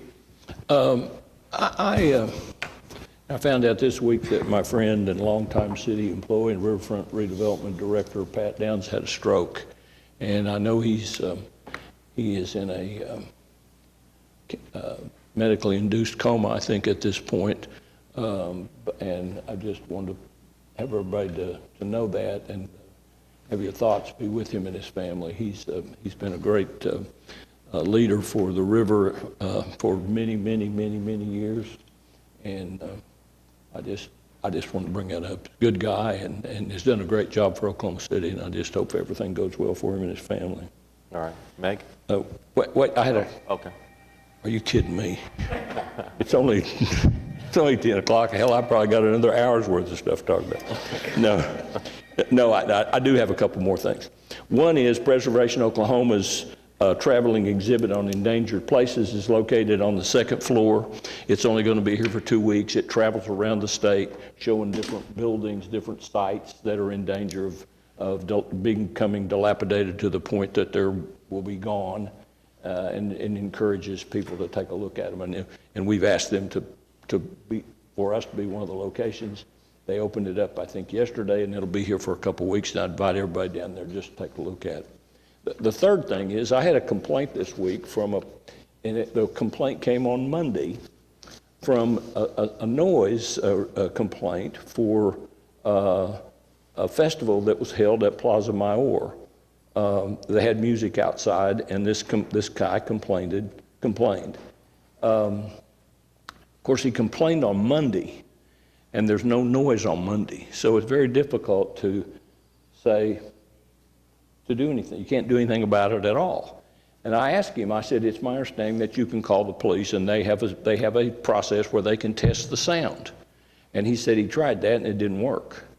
So what I'd like to know is, and he was understanding that you can't call anybody on Monday about a noise that happened on Sunday and get any relief from that. But I would like to know if there is a process, and if there's not, we need to implement one where somebody could, because these events occur on Friday nights, Saturday nights, and Sundays. They don't usually occur on Tuesday night or something. They occur on weekends. There ought to be a way or a number that a citizen can call, somebody come out with a noise meter and check the noise and determine whether or not it was too loud. It's been my experience that all these guys that wrote these things, if you go to them and say you're too loud, they'll turn it down. They'll turn the sound down. So I think it's, This isn't the first time we've had a complaint. No, it's not. Noise over the weekend. I'll bet there's in the back room, there's a representative of the police department here. Okay. And they do regularly respond to those, and I think, they generally ask people to turn it down, and they generally do. But let's have somebody from the police department come in and talk about their process. There ought to be a process where a citizen can just pick up the phone, call somebody. Somebody would either come to their house or come to the site, find out if it's too loud, and if it is, do something about it. Okay, Larry? I forgot one thing, Mayor. In yesterday's paper, in the editorial section, was a very interesting editorial entitled "Policies to Curb Housing Sprawl Can Take Toll on Working Families." And I just encourage anyone involved in zoning and planning to take a look at that and see, because there may be some unintended consequences by the actions that we're taking. Thank you, Your Honor. All right. Cindy? Hello, Mayor. Not from the police department, but I helped work on redrafting that chapter on the noise violations, so I thought I'd just give a little explanation, Councilman. The noise meter is usually only used by code enforcement officers for stationary noises. But for things like events and festivals and outdoor music and things like that, what we've done is we've created a distance requirement, so a police officer, can easily drive so far away or walk so far away from the source of the noise and see if the noise is exceeding that distance. Also, folks who are having festivals should come see about getting a permit. And then code enforcement and police, whoever needs to be involved based on what's going on, will go out beforehand and examine the location and that sort of thing. And if there are residential properties nearby, they can restrict the noise to a lesser distance. I'm kind of being vague about the distance because I don't remember exactly what it is. Chief Coleman's here and might Great. be able to respond to a little bit. Chief, if you get a call on 10 o'clock on Saturday night that the festival's making too much noise, what are your procedures? Once again, a lot of it depends on what the permit allows, and then an officer can always go out to the call and make a judgment and look at the permit, determine what the noise factor is. Assuming they have a permit. Assuming they do. And then a lot of it's a discretion call once they get there based on what the ordinance says. You know, each situation can be different on what it is. But if there is a disturbance, the answer is to call the police department and they will respond? Absolutely, we will respond, absolutely, to every call and make a decision. And, you know, the officer will have to make a decision based on what's going on at the time. Okay. Well, in this particular situation, they had a permit. It was on the agenda a 3 weeks ago. The caller owned a house. Now, we know where Plaza Mayor is, and this guy owned a house about 6 blocks north of there and a half a mile west of there on the other side of I-35. And he said he could hear it. Now, the fact he could hear it doesn't mean it's in violation. I mean, he has to hear it at a certain noise level. But does the police have a device of some kind that could test the noise? I don't believe we do. Is it judgment? It's a judgment call based on what the permit allows, what time it is, and the factors of the call. But Okay. we will respond to any call regarding loud noise and talk to the citizen and make a decision. All right. And he just should call 911? Yes, sir. Okay, thank you. All right. Mayor, I had just 2 quick things. One is I wanted to thank Cox Communications for working with our staff to develop a really wonderful animated PSA about the Curbside Chronicle and efforts to get people back into housing. It's running on lots of local TV stations. It's really a wonderful project. Our staff is working on a companion piece that ought to also hit the airwaves very shortly, but we've been working for a long, long time to try to help brand the vendors for the Curbside Chronicle and separate that from folks that perhaps panhandle it as a business. And so we're working at identifying this green vest concept, a little bit like the Red Kettle, and Cox has done a great job to help us with that, so I very much appreciate it. And I also wanted to congratulate all of the volunteers that put Nesta Festa on. We couldn't have had a more beautiful Saturday than we had for all the street festivals that were happening around town, but there was a giant crowd in Pearl Mesta Park and lots of activities for the kids, food trucks, and it was just a wonderful event, and they did a great job. All right, John? All right, thank you, Mr. Mayor. I share the same comments as Councilman White as relates to Pat Downs. I believe he was here in downtown on Friday. I saw him at a distance getting out of his car, and who would ever thought the next day he had a stroke. So definitely prayers with him and his family. Also, I just want to give special thanks to the fire department.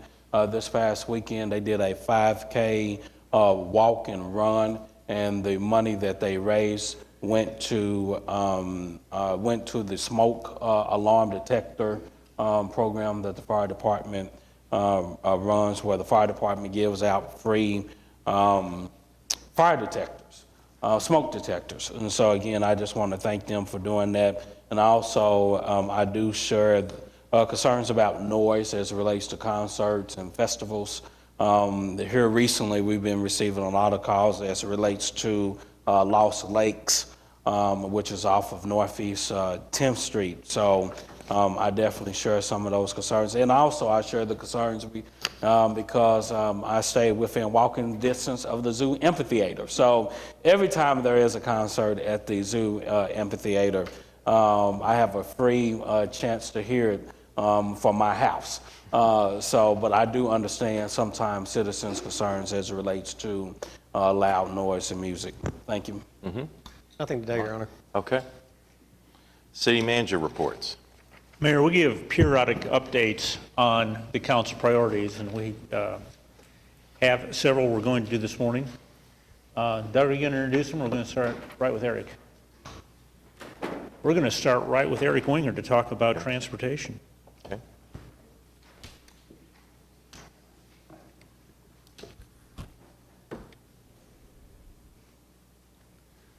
Thank you, Mayor and Council. I'm pleased to present this morning, and as we talk about these different updates, you do have different directors who are going to be presenting different pieces of this. So as I present first, we're going to be talking specifically about developing a transportation system that works for all citizens. And so as we kick this off, there are actually 3 priority indicators for City Council that Public Works more or less has a direct response to, and you'll see those here: the percent of citizens satisfied with the condition of city streets, the number of miles of trails and sidewalks constructed, and then, of course, our average commute time.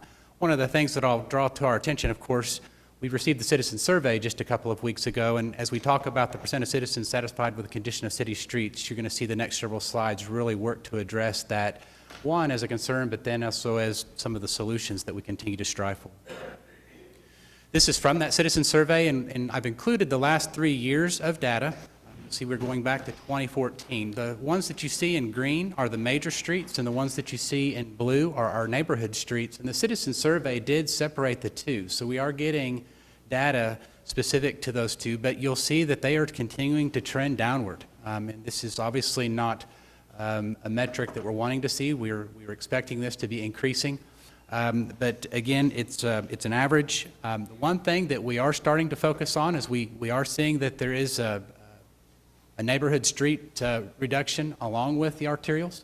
We're starting to try to find out from that citizen survey which area is more of interest. We are starting to balance out the amount of work that we're starting to do, not just on city arterial streets, but the work that we're also starting to do in neighborhoods as well. So one of the ways that we track our street condition, and I know that we've mentioned this before, it's the PCI index, the Pavement Condition Index. And I'm going back 5 years here. The 70 has been drawn to show that we have set an internal goal of trying to get our average up to a 70. Just 5 short years ago, we were at a 61, and you'll see we've steadily increased about a point every year. And this should happen. We've been spending on average about $50 million a year on street improvements, and so we would expect this number to go up. But I think the concern is our citizen satisfaction continues to go down, and so it is a little bit confusing. We think some of the factors could be just the inconveniences due to construction. Some of the other factors could be the timing of the survey and just different things that might occur, maybe not directly related to the city, but things that could occur in other areas as well. But I show you this slide is that we are actually improving the overall average condition of streets. We have recently also started improving the way we collect the data, and this is a PCI map of the city of Oklahoma City. So this shows most of the streets, and all of this is tracking. The streets that are in red are generally in average or below average condition. The ones in yellow are ones that are in need of repair, and the ones that are in green are in good or very serviceable repair. We track all city streets in Oklahoma City. We track all the arterials. We track all of the residentials. And we're actually now upgrading our data collection. We're using a laser radar type device for the collection of data on our arterial streets. We have actually just in this summer are procuring a device that's truck mounted that's going to allow us to then collect data more regularly on our residential streets. The reason this is important is this is how we're prioritizing our projects. And so as we go out, you're going to look at a lot of the streets are related to the density of our population. We're trying to focus on those streets that are driven the most or in the worst condition. It doesn't mean that we don't work on streets that are in average condition. We have other programs like our thin lay or our micro resurfacing programs that are to keep our good streets good. But we're also planning for those projects where we've got those street replacements, much which is tied to our bond issues and the current bond issue for 2007. When we look at the miles of street improvements, we can talk about the increase in cost, but we're also increasing the number of miles of work that we're doing every year. So one of the things that we started trending just a couple of years ago, when we do a widening project that's a multi-million-dollar project, it obviously only improves a few lane miles at a time. But when we're able to resurface streets, we can improve a greater number of streets and street miles and the impact to our citizens. That's what you're starting to see here is we're moving and completing a lot of the widening projects in the 2007 bond issue to address traffic needs. We're now able to focus more on residential and arterial resurfacing projects. And that's what you're starting to see here in this graph. The number of miles, and then, of course, the number of dollars that are starting to increase as well. We've included on here the fiscal year 2017, so this would take us through June 30 of next year. We're projected to expend more than $50 million this fiscal year just on streets alone. And the way that that breaks down now is that we have about $25 million that's going to go towards residential resurfacing, about $17 million in widening, and that's been more of a factor in the past. We've had a lot more widening projects. We have about $3 million in streetscapes, and then we have about $11 million in arterial resurfacing. So the resurfacing goals have increased, the amount of available funds has increased, and this is also attributable to the recent $8 million that Council provided for fund balance resurfacing projects. And so that's included in what you see for fiscal year 2017. So in addition to streets, and as I kind of close out the streets argument, we do understand from the citizen survey that streets remain a #1 priority for Oklahoma City. And we're absolutely doing all we can with the resources, with the financial resources, with the planning resources to make sure that we're making the biggest impact possible. We'll be planning the next bond issue and taking a lot of citizen input in those areas. But in addition to vehicular traffic, we've also got a council focus on trails and sidewalks constructed. You're going to see those totals continuing to increase as well that you see on this graph. Now, I've put up the projected fiscal year 2017 totals, and you'll see that there's not a lot of trails projected, although there are some current MAPS projects that are underway, but we are continuing to implement bond issue sidewalks, MAPS 3 sidewalks, and general fund sidewalks in this upcoming year. Just in the bond issue alone, there's about 275 miles of sidewalk just in the 2007 bond issue. When we look at the location of those sidewalks, you'll find those on this drawing. To kind of give you just a reference to some of the colors, those that are yellow on most of the major city streets, those are from the bond issue. The ones that you see on the major city streets that are in blue are the MAPS sidewalks, and then the ones that you see with the blue boxes, those are actually the bond issue residential sidewalks that are included with the residential resurfacing projects. We do get grant funds from time to time, and that's what makes up some of the other colors, so it's not just limited to those 3 programs. But again, you can see that we're expanding the sidewalk system citywide and working very closely with MAPS and planning to help make that even more so possibly in this next bond issue as well. This last slide and the last metric that we measured was the commute time for Oklahoma City. And this is a measure that we're able to receive. You're going to see that it's relatively unchanged. We maybe have gone up 1/10 each year, but generally speaking, the average commute time in Oklahoma City is 20 minutes. And one of the things that we're able to do is we can say that we're maintaining a very good commute time. We've recently finished the intelligent traffic control system. Oklahoma City continues to grow, the population is growing, but at the same time, we're actually able to hold that 20-minute commute time.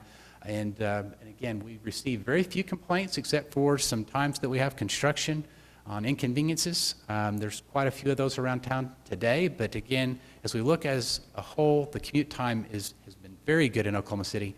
And it's something that I think as we look towards the future, having now completed the ITS projects, we're able to now manage that system and manage Oklahoma City traffic much better than we have in the past. So with that, those are the updates that I have for you this morning.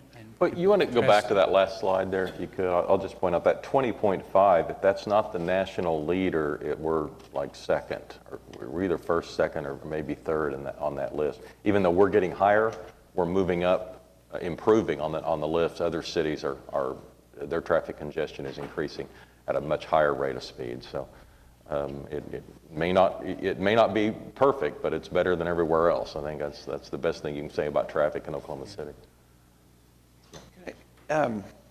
The bulk of the GEO bond will be for streets. I think in 2007 it was $500 million. I guess I have some concern that we're falling behind in getting that public input that you talked about.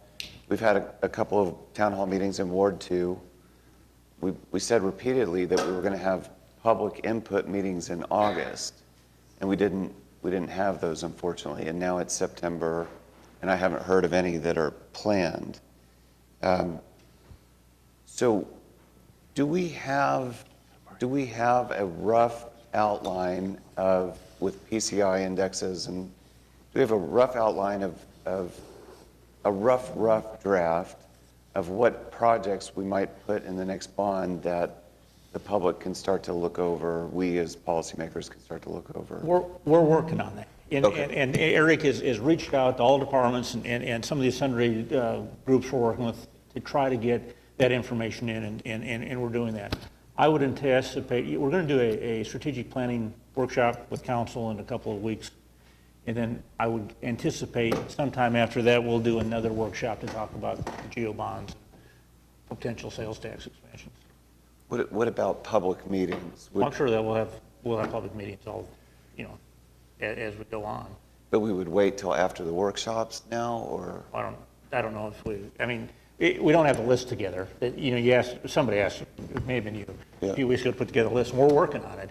It's just that that's and it's time to do it, but it's a pretty significant task as we're putting it together. Okay, so I guess those are two different questions. One's the list, which you just answered. The other is the public input. What I can share with you is that we have several of the department directors that include myself, Aubrey Hammondtree, Craig Freeman, Doug Dowler, and others, Christy Yeager on the PIM side, working very closely together. And so strategically, yes, we have sometimes weekly meetings as we plan the public out process, but it's still being worked. I mean, it's in multiple categories. So there are workshops, there's neighborhood meetings, there's another concept of a meeting in a box. There's some things that we're doing for online planning, but all of it's being coordinated so that it can go out as one complete unit.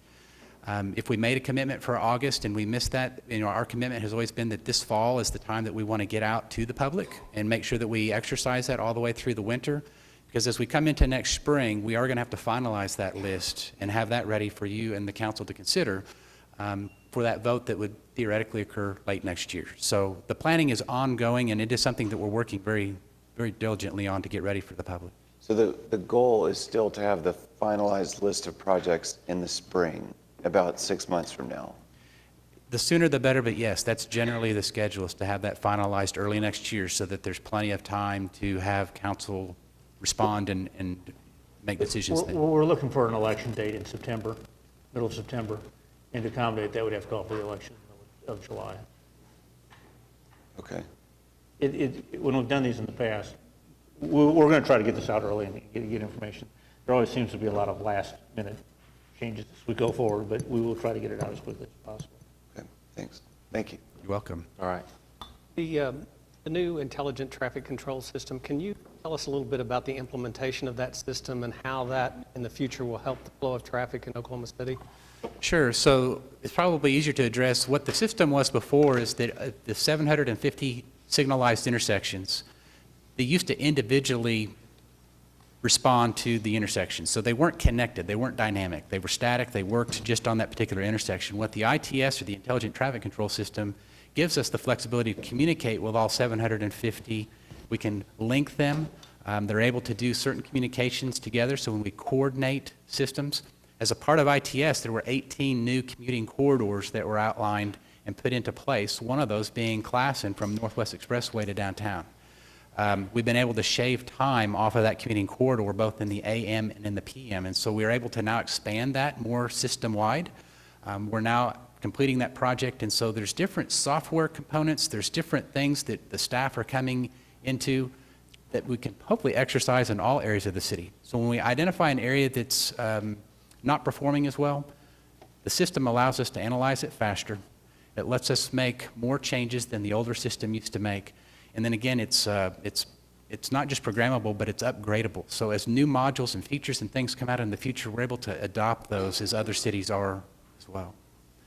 I think with the construction on the Broadway extension that's for the next few years, it's going to be important for us to find alternative routes to get downtown for such things as basketball games and other events. And so hopefully that, I come down to Classen on Tuesday mornings, and the flow of traffic is excellent. And I hope we can expand that to other streets, north-south, heading downtown. So we do have to focus on priorities and traffic just like we do on streets. We're not able to do the whole city at once, but as we do identify those key areas, we'll study those, we'll improve them, and we'll move to the next priority. So, but that is something we're able to do more efficiently now than we could before.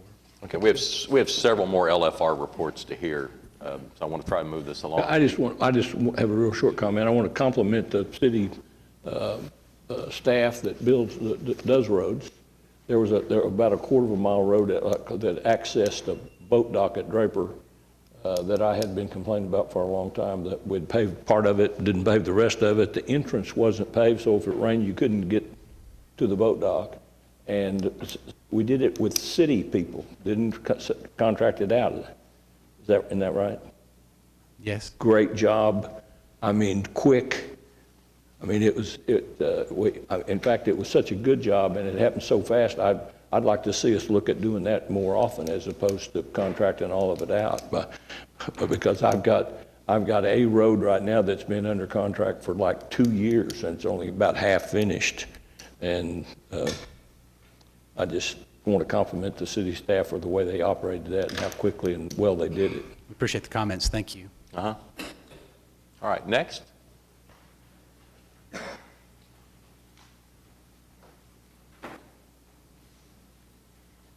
Excuse me. Good morning, Mayor and Council. My name is Chip Nolan. I'm Associate Planner with Embark.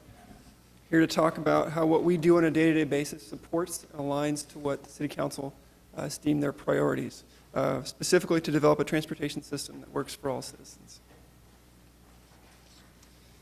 The 3 priority indicators we'll be looking at today are ridership, total number of bus service hours, and average frequency during peak hours. The first indicator we'll look at is ridership. The main way we do that is through riders per service hour.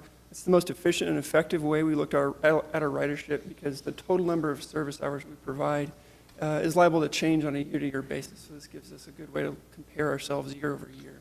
We're focusing on our weekday service here because that's where we provide the bulk of our services and where we've made most of our investments in the last couple of years.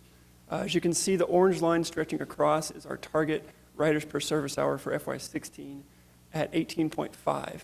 Our actual riders per service hour is the blue line. As you can see, we did not achieve our goal. We declined slightly to 17.39 for FY16, declining from 17.8 in FY15. That's primarily due to introducing new service and adding new service hours the last couple of years. That tends to put downward pressure on your riders per service hour as you introduce new service. To give you a sense of the total number of passenger trips that go along with those riders per service hour, we've got our average passenger trips per day in the red column. As you can see in FY16, we provided 11,418 passenger trips per day. That's a 3% increase from FY15 and a 12% increase from FY14. The next indicator we'll look at is total number of service hours provided. As you can see again on the blue line, we saw a 2% decline in riders per service hour from FY15 and a 3% decline from FY14. We would consider it a very minimal decline, especially when you look at our total number of service hours provided has gone up 6% since FY15 and 17% since FY14. And a lot of those service hours are our new night service, where our riders per service hour is typically lower than it is during the day. Finally, we'll look at our frequency. As you can see, I've got FY13 on there, which is our frequency before our service enhancements.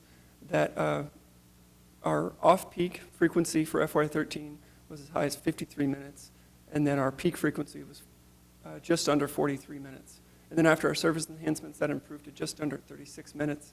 And then after improvements to routes 8 and 11, our frequency improved to just under 35 minutes, and that's where it's been since FY15. And I know that was sort of brief, but our director, Jason, couldn't be here today to present, but I'll be happy to try and answer any questions you may have. Can you talk about, I think Embark recently won an award. Yes, so that's why our That's why Chip's here today, because Yes. David and most of the senior leadership at Embark is out accepting the award. they're attending the American Public Transportation Association Conference in Los Angeles, accepting the 2016 Outstanding Transit System Award in the category of transit systems that provide fewer than 4 million transit trips. It's a very prestigious award. There's both qualitative and quantitative components to that application, and we're very honored to receive that award, and it's just a testament to the support we've received from City Council. Congratulations. All right. Thank you very much. Thank you. Yeah. Doug Cupper's next. Good morning, Mayor, City Council. Our particular pillar of the city is the enhancing recreation opportunities and community wellness. And our mission that we follow that you all put together is we are committed to providing quality recreational opportunities, communicating more effectively with our public about the options available to them, and working with partners to promote healthy living. And to those ends, our primary indicators are percentage of citizens reporting regular leisure time and physical activity, percentage of citizens within a half mile of some park, recreation, or trail amenity, percentage of citizens satisfied with the maintenance of our parks, and of course, percentage of citizens that report using an Oklahoma City park or attending a park program more than 10 times a year. We're trying to follow in the lines of the CDC. The CDC is recommending that our citizens get more active activities. And right now, 67% of our citizens are participating in a leisure time physical activity. Our goal is 70%. We have expanded our opportunities that we're offering our citizens, and we're seeing a marked improvement over participants in our programs throughout the year. Recreation Division, headed up by Chris Hamilton, has created a great deal of new dynamic activities at our rec centers. I do want to point out that prior to 16-17 budget year, we were counting participants multiple ways. One individual, say a child that was participating in our summer activity programs, our playground programs, that child coming 5 different times during that week-long program was counted 5 times. So you had 100 kids, it added up to 500, but really we only had 100 participants. So we've changed the way we're looking at our participants in those programs, and that's why you see in athletics a marked drop in numbers. It's not necessarily a marked drop in participants, but how we were counting them prior to that. But again, we think we're maintaining the status quo. We had a bit of a dip in our seniors. Obviously, we're going to be real attentive to what happens when the new city-county health, or the new MAPS senior health facility opens up on Rockwell. We got to make sure we get with them, get their numbers, so that if our numbers fall off at Woodson or at Will Rogers, we can correlate that to the increased uses at the new MAPS facility. Our partners, again, we've created a very strong relationship with a lot of groups, and these are just a few to mention that we have ongoing relationships with to provide recreational opportunities to get our people out and operating. One of the big ones that is not listed up there is the North OKC Soccer Organization. Huge. I think they have 3,000 participants in their program. So again, just a few of them, some of our heavy users that utilize our real estate as well as their own properties for programming. We want to make sure that we're supporting a high quality of public education and community health and wellness. Again, 57% right now, 57.4% of our population lives within a half mile of our recreation facilities. We see this number going up as you, the City Council, have approved the impact fees and the relationship that we're going to develop with developers and promoting neighborhood parks. We're going to start counting those as public assets, although you know, they're usually just for that neighborhood, but that means that we don't have to necessarily duplicate it.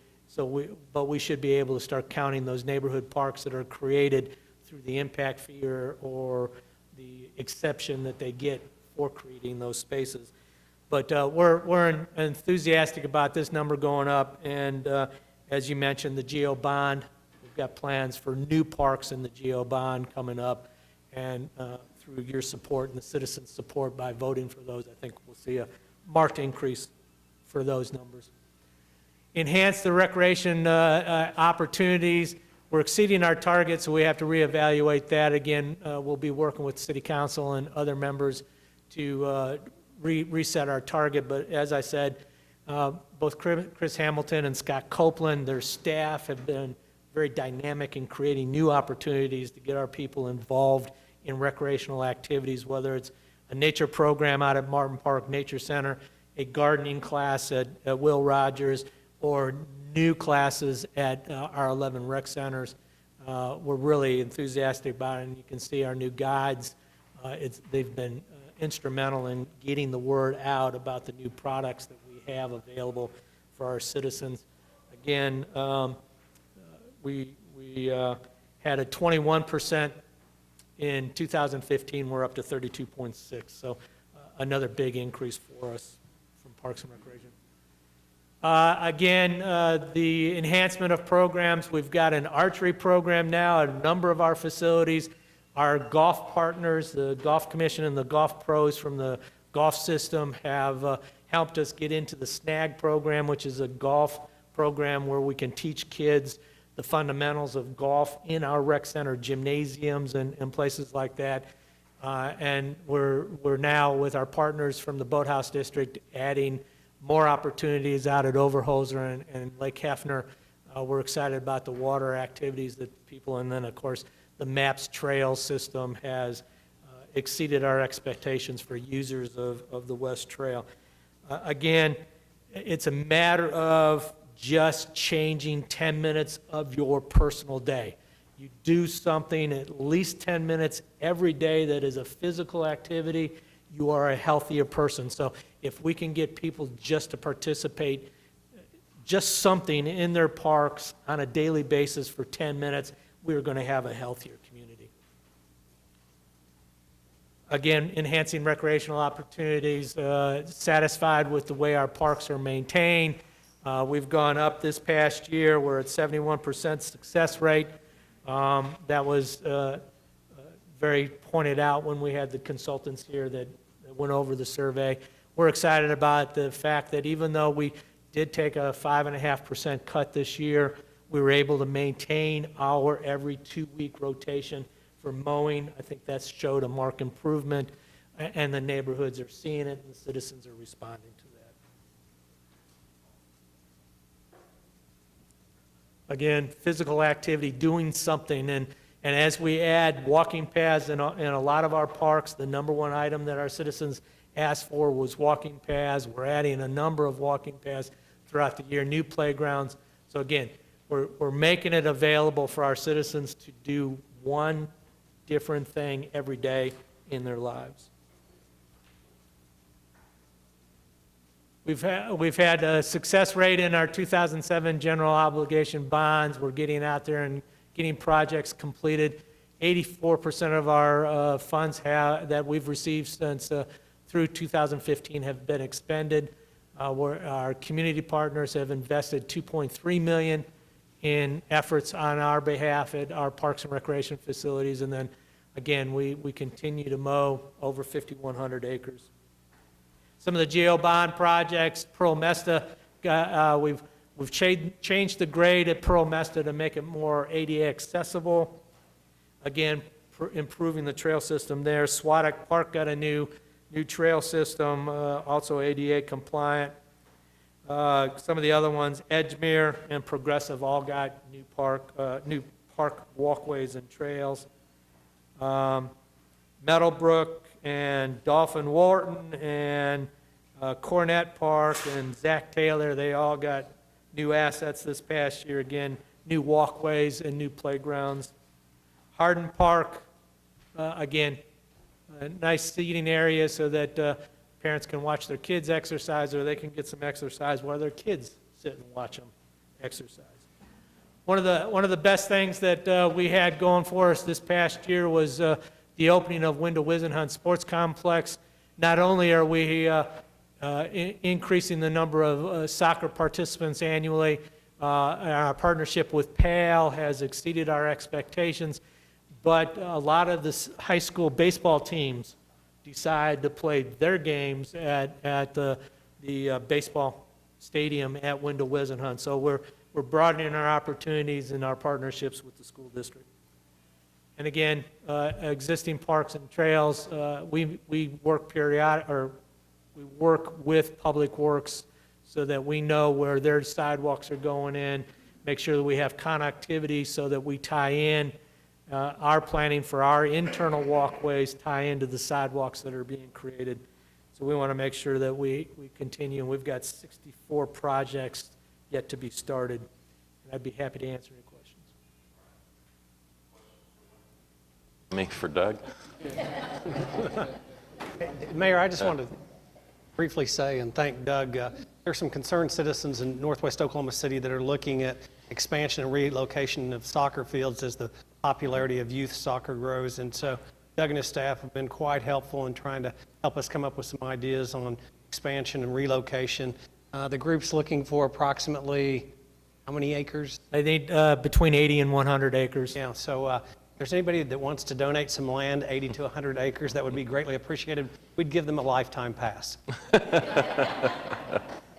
Thank you all. All right, thanks, Doug. Next is education. Debbie Martin is here.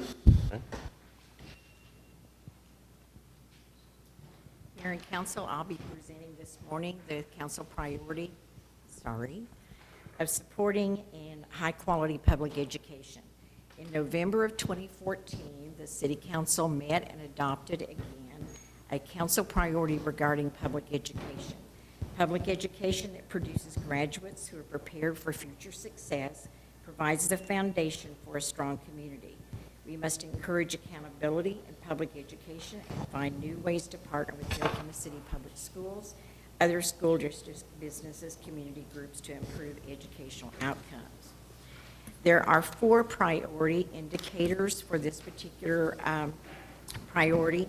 One is the percentage of third grade students reading at or above level, graduation rates, number of students requiring remedial classes, and the average ACT.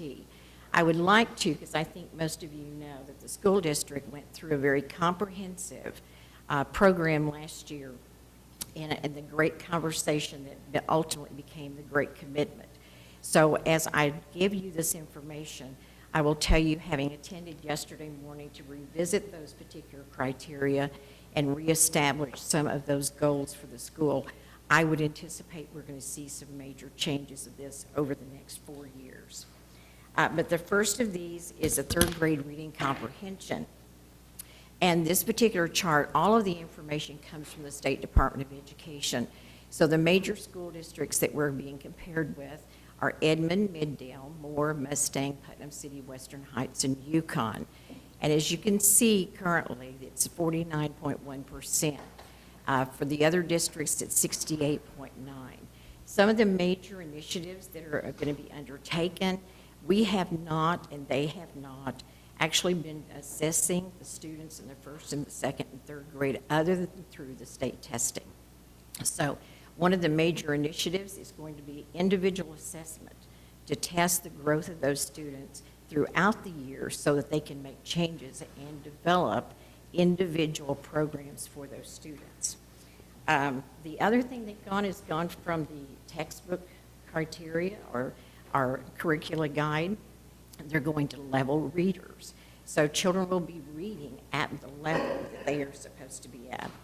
The other exciting, kind of interesting thing is the Mylon Reader program.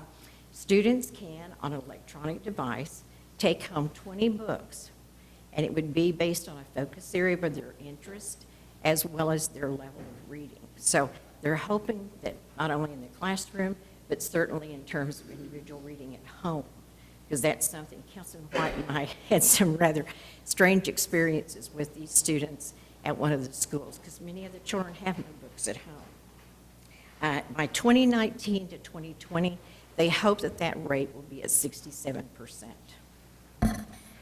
The next is graduation rates.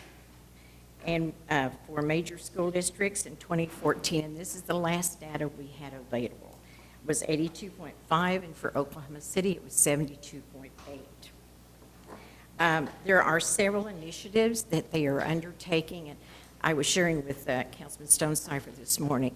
I was amazed because I met yesterday with the principal at John Marshall. In 2015, they had one AP class with 13 students enrolled. This year, they have 13 AP classes with 200 students enrolled. So hopefully, with those kind of programs, peer tutoring, increased AP classes, and increased academic programs, as well as peer student leadership and sports programs. Many of those students will stay in class. Remediation rates. In 2014, it was 39.5 for major districts, 63.1. And again, some of the things they'll be working here is the remediation will be increased AP classes and much more rigor in terms of the classroom. And the ACT programs, the major districts were 20.6 and I-89 at 18.3. And again, they'll be looking at assessment of students, and they'll also be looking at more individualized educational programs. In 2011, Councilman White and Councilman Ryan and members of the school district actually formed the Joint Education Task Force. Our principal goal were to establish a positive working relationship with the district and identify partnership ways between the city and the business community. One of the things we identified was the need for mentoring and partnering and tutoring with our students. So one of the programs was a Reading Buddy program. And we began that in the spring of 2012 at Heronville. And this year we will actually have 100 volunteers that will be working at Hayes and also at Heronville. And I'd really like to thank each of those volunteers, because it does take time out of their workday. And presently, we also have very strained work loads. But we've been working with third graders. These are students that are at or near their reading level. And we'll be looking and working with comprehension, reading skills, vocabulary, and fluency. Youth Council. Councilman White and I and Councilman Bowman spent a lot of time with the school district about 5 years ago, talking with them about the Youth Council, because it's another way to provide leadership and give students opportunities that they might not otherwise have. This year we had 18 applications. There were actually 3 students chosen. We have our very first student from John Marshall High School, and I'm really excited about that. The other students are from Southeast and from Grant. The after-school programs, we're working with the Parks Department in terms of expanding those activities for students afterwards. And the high school academy, career academies, I think most of you will know about that. Those are career-themed schools. So like John Marshall is School of Finance, and they actually have a Tinker Credit Union inside the school. But we actually helped this year about 103 students have work experience programs during the summer. And so we hope to really, that program, affect the graduation rate as well as the career preparedness for our students. And that concludes my report. All right. Debbie, thank you.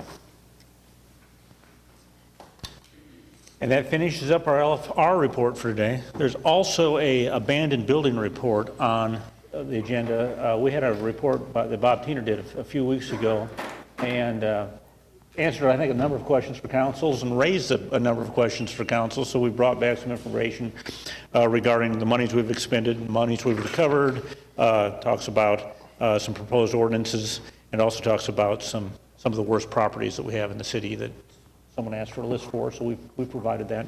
Be happy to answer any questions you may have. Jim, do you know what the criteria were for this egregious properties list?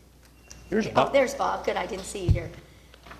Bob, I went and looked at my 2 yesterday, and I have so many property, oh, sorry, I kept my microphone off. I went and looked at the Ward 6 properties yesterday, and I think I could say unequivocally that I have many more that are far worse than these 2 are, and I just wasn't sure what the criteria was. We tried to decide the best way to do that, and there's a couple of different categories. Some, we looked at the public safety costs that we've already expended. Other was the number of complaints, property maintenance unsecured. I tried to stay away from junk and debris in those. This is just an example. I mean, there are other other ones that could have been on the list. There are other opportunities, Yeah. certainly. Well, there are, and it was, we discussed that about what would the criteria be, and so it was, it's kind of a, amorphous question to try to get our arms around. I had to look up egregious first, and then it took a while to figure out. But, I mean, these are just examples of some of the problem properties that we have. Well, clearly you got the Ward 1 one correctly. That was the easy one. Yeah. I didn't have to drive by it to see. I wonder if, when we enter the budgeting period, we shouldn't just allocate some funding to do what we did at Lantana. I mean, I think we've got to be more proactive in taking these buildings down. If they don't care about them anymore, then it's obvious when you drive by them. They have to be impacting the neighborhoods around them. I think most of them are owned by speculators anyway. I mean, you could almost guarantee that. And I'm not sure we shouldn't put a budget. I know it's a tough year to be adding things to the budget, but I think it certainly would be positive, and it might have an effect on getting people to do something about them if they saw they were going to be torn down. Yeah. All right. I agree, because I think since we've torn down the 7 fire damaged buildings at Lantana, we've seen movement in the ownership, and like that we're serious and that they need to do something about it. So I agree with what Pete said. Okay. Now, is it clear that if we tear them down, we have a lien against the property that we'd get reimbursed at the sale of the property? Yes. I mean, that's the same as any demo that we do, even for residential Well, property. I didn't want to be in a situation where we're playing right into the speculator's hands because he wants the property torn down anyway. But if we're sure that we get paid when he flips it, Well, we may not get totally paid. Right. But there may be other liens and the value when it's. Absolutely. No, I understand that. We're in line to get. But we're in the line. We're in the queue somewhere. Okay. That's all you can ask. All right, citizens to be heard. I'll call people up individually. I'll ask them to keep their comments to 3 minutes or less. Joe Biershank.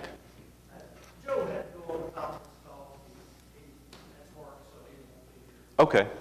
Tracy Burrows.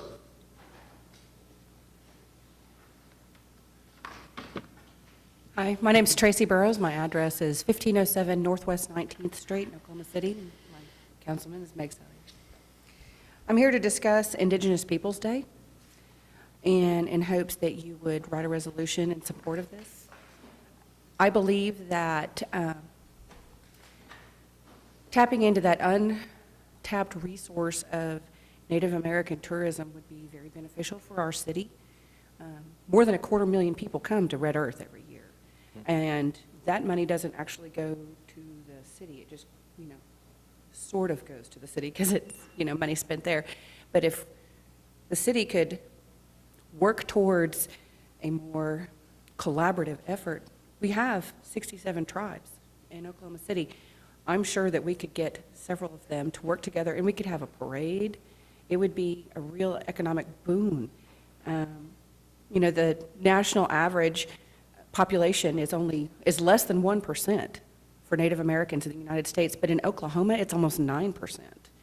And you were just discussing the budget. Well, wouldn't it be great if we could increase the budget with tourism dollars, because those never go away. They aren't subject to the whims of of oil. So it would be great if we could, and the city council has done a really good job of diversifying all of our economic possibilities. And I would really like for you to consider adopting an Indigenous Peoples Day. If you do, I promise, you probably don't know this about me, but I will work really hard to make sure that the parade is incredible. I have a bunch of resources. I'm sure that the parade would be amazing. And we can just build on it from there. I mean, you have that beautiful area at the boathouse. We could do like a whole festival out there. And October is a wonderful month to do this. And using some of the parks and recreation resources, to maybe we could make it a whole citywide day eventually. I just really believe that encouraging this and kind of putting Columbus Day to the side and focusing on who we are and who is here will benefit all of us. I think it's really important for us to be forward-thinking in this. And I've always felt like Oklahoma City is a place of inclusivity, and it would be really beneficial for everyone. So, thank you for giving me my time. Thank you. Thank you, Councilman. David Yokel.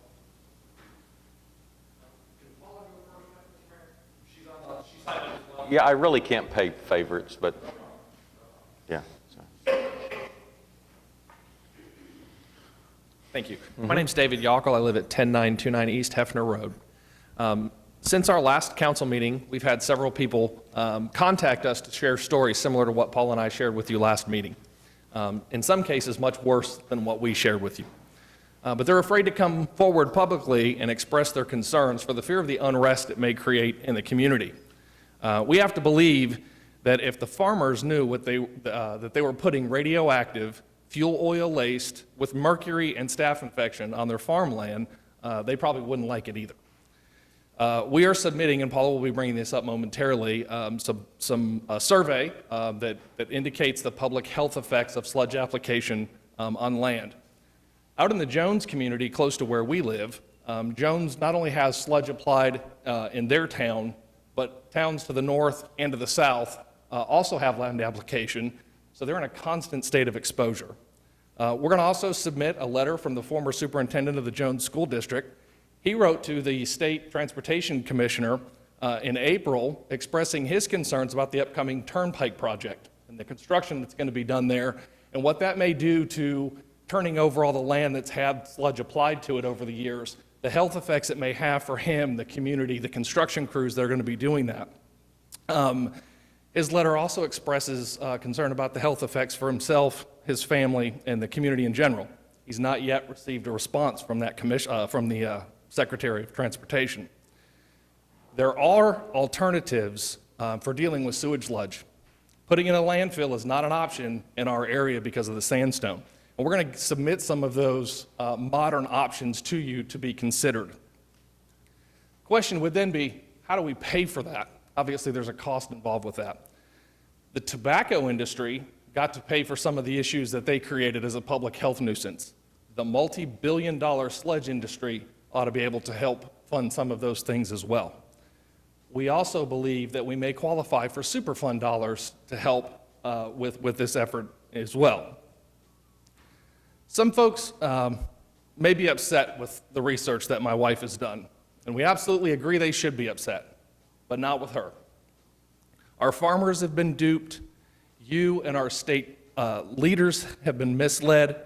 Our people, our neighbors, our communities, our God-given resources, and my family are being harmed by this process. Paul and I addressed this in 2008, 2011, and again last year at various levels. EPA Region 6 said we needed to get our state law changed. DEQ, who are very good people, say that they simply ensure compliance with the federal law and that the city owns these contracts. Everywhere we've gone, it seems nobody wants to take responsibility for this process. It's time for that to change, ladies and gentlemen. You are the leaders of our city. Not Washington, D.C., not the folks in the state capitol across town, this board right here. If you don't want your family subject to living next door, directly downwind to thousands of tons of radioactive, pathogenic, toxic filth, please don't subject others to the same. This won't be easy, but if we believe our city's mission statement means anything at all, this practice of land application of sludge must stop. Thank you. All right. Thanks, David. T. Sherry Dickerson.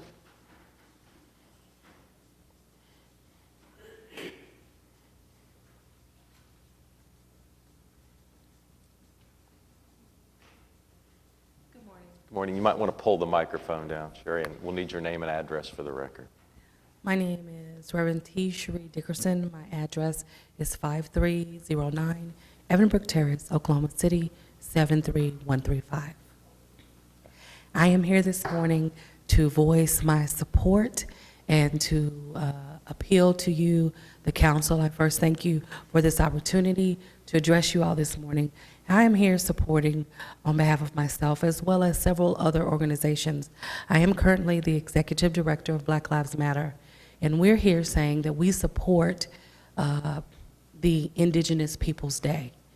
As a people of color, and as an organization and as a community, it is invaluable, it is necessary, and it's simply appropriate to have something that places the correct value on something that is historically totally Native and totally Oklahoman. It would be offensive to me for us to not continue to rally and fight for this. It's really senseless that it has not been something that is put in place long ago. It should have been originally been done and established quite some time ago. We as a people, I as a Native American, part of the Blackfeet tribe, say that when you erase or make it seem like the importance and the value that the Native American community has presented to the state of Oklahoma, that's just a miscarriage of justice in my own personal opinion. I also believe that this would also be something that would help the finance and to help increase tourism and everything for the state. So it's only a positive. It is certainly a win-win situation. So I'm asking you all, literally begging if I have to say, please consider to implement this, to make sure that it is something that continues, and to understand how important it is to Black Lives Matter Oklahoma. It is important to the NAACP, OKC Pride. All of these groups have said that they also sent me as a representative to say that we support this, as well as the MLK Coalition, which I am on board chair of as well, and say that we will constantly be here reminding you of our support and asking for yours as well. Thank you. Thank you. Paula Yokel.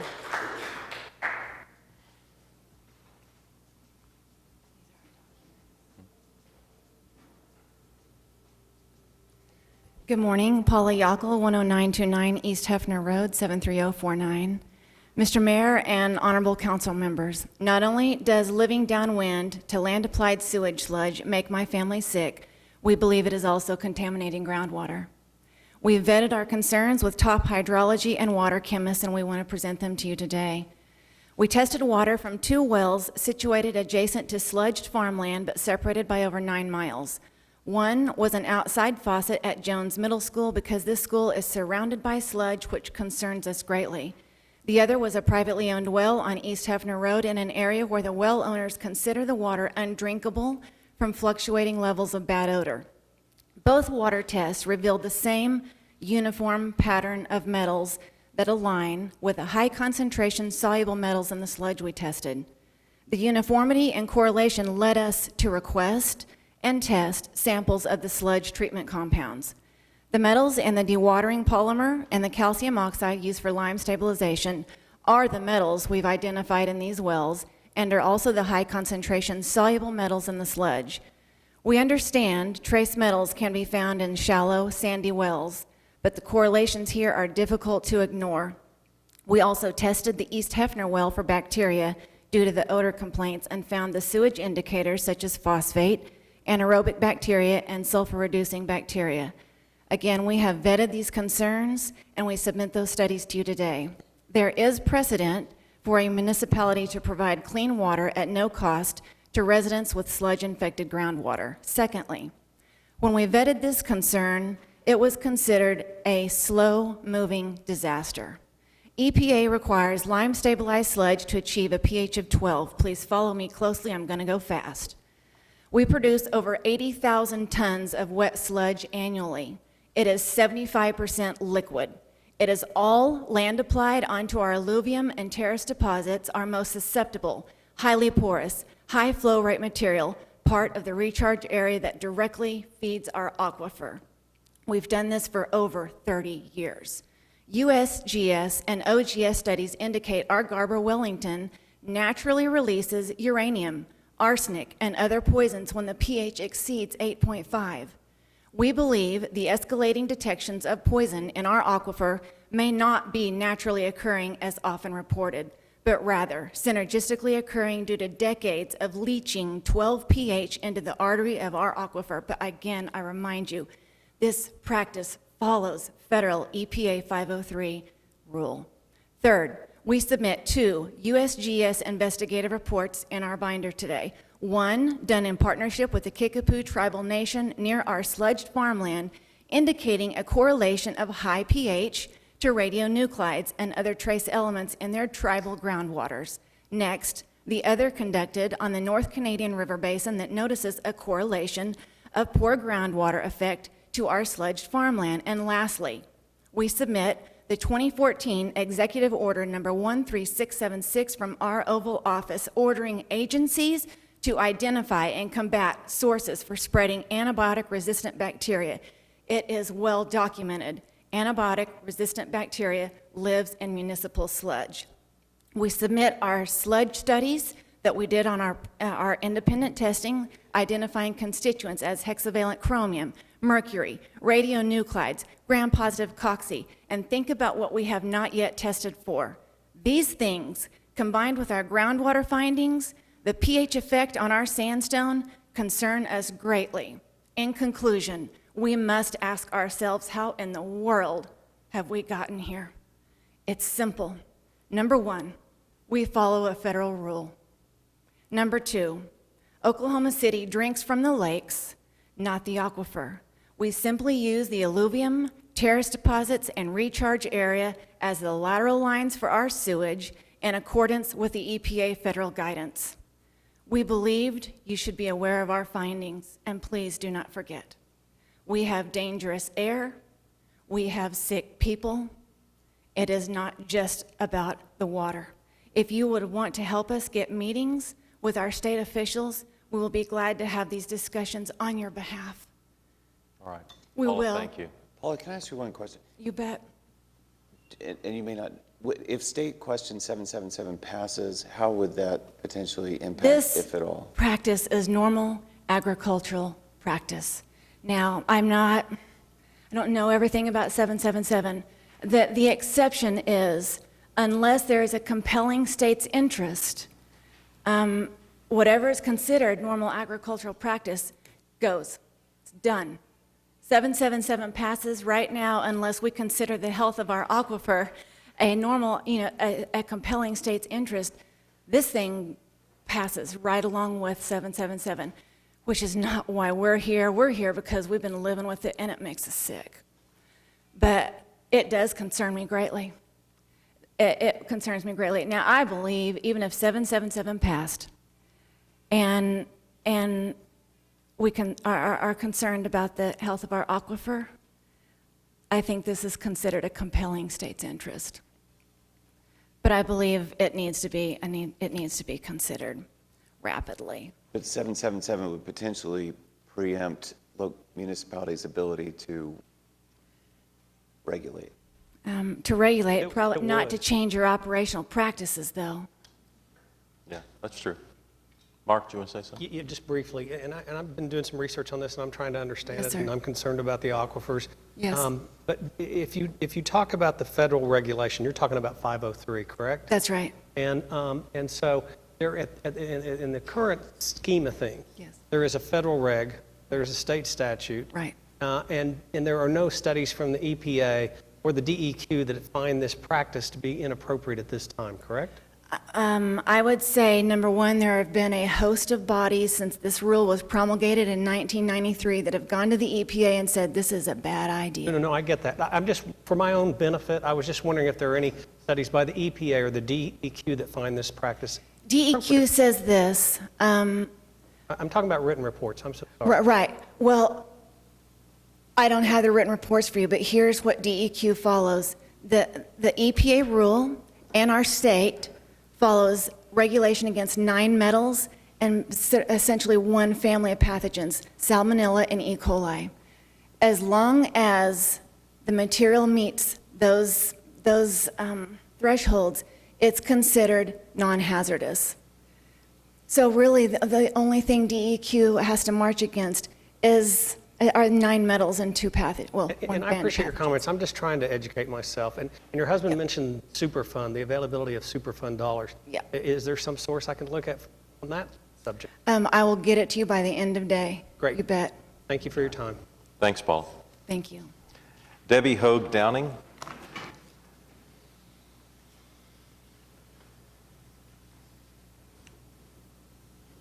Morning. Good morning. Debbie Hoag Downing, 5936 North Sapulpa, Oklahoma City. Thank you so much for this time to address you. I'm here with a concern about changing the Columbus Day to Indigenous People Day.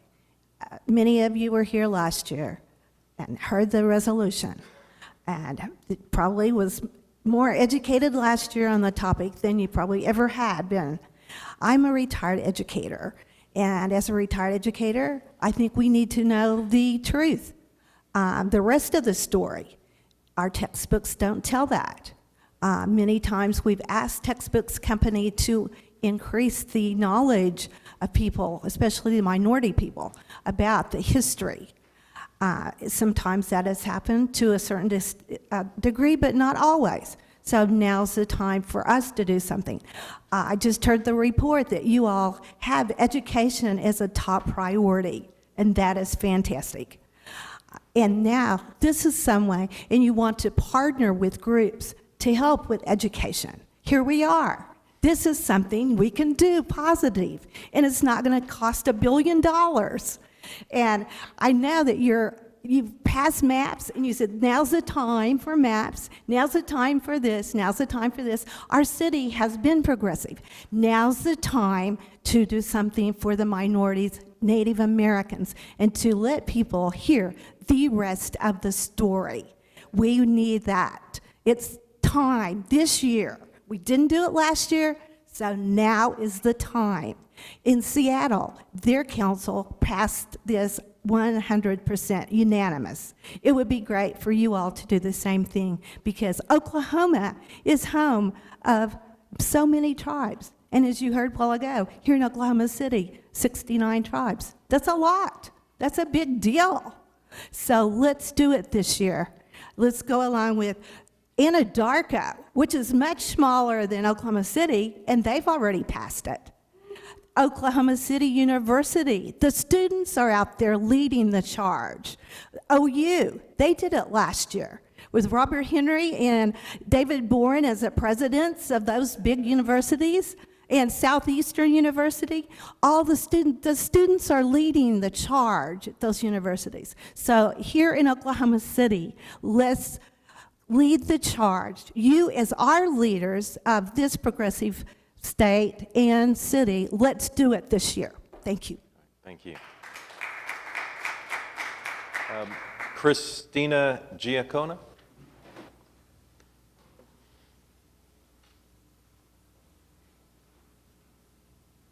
Hi, thank you, and thank you for pronouncing my last name right. Do you need my address? Yes, please. My name is Christina Giacona, and I live on 1917th Northwest 21st Street, and I live in Gatewood, Oklahoma. I guess not Gatewood, Gatewood District in Oklahoma City. And I would just like to give you a little history about myself before I make sure not to speak over my 3 minutes that are allotted.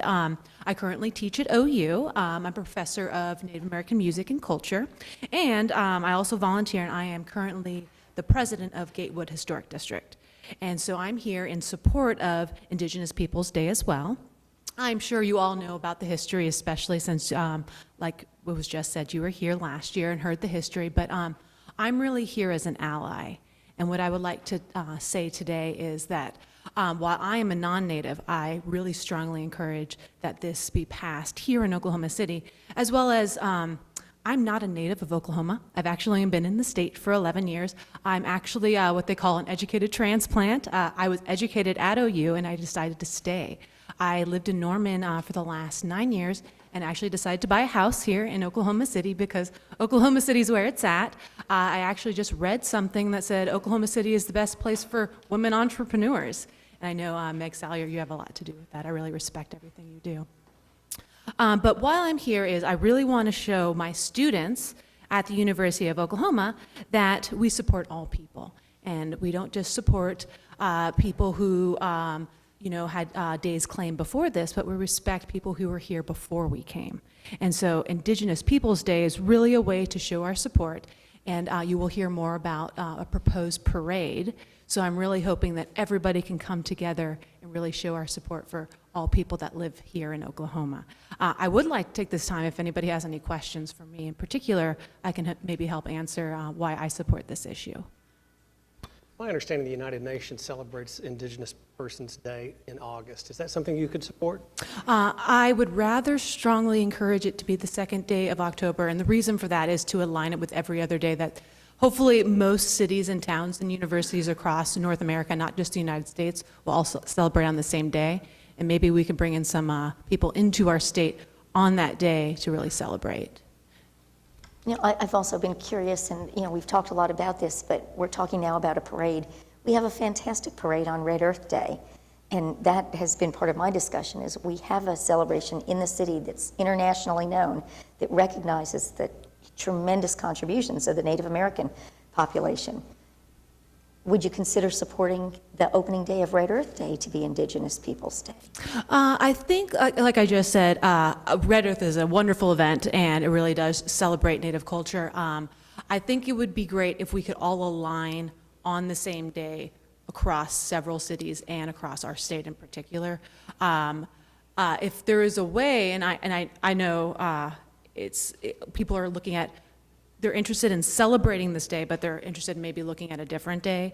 I think it might be difficult to convince the other cities who've already proposed the second Monday of October to change their day. So while I think Red Earth is a wonderful event, maybe we can work with them in particular to bring it to this particular Monday in October.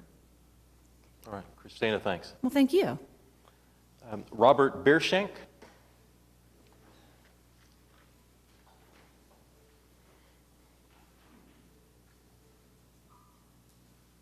I've got a couple of handouts. If we could pass them from one side to the other, I'd appreciate it. It'd be easier probably than me walking over the top of it. And I'm Robert Biershank. I live at 6000 North Midwest Boulevard in Oklahoma City.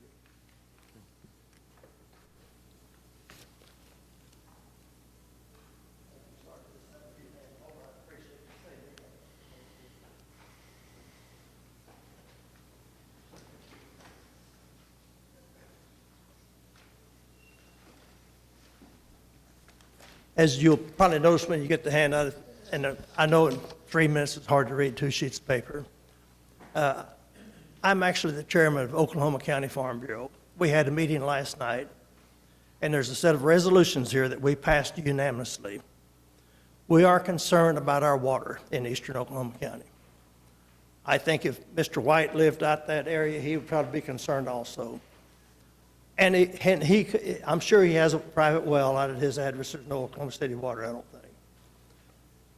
But this problem that we have with the biosolids application, I think may mitigate a whole lot further. I think Paula probably hit the nail on the head. Our real big problem is, now, and I've got a bunch of waterlogged drilling reports here, and a lot of the problem is so many of the wells are not logged. They have not filed them with the DEQ.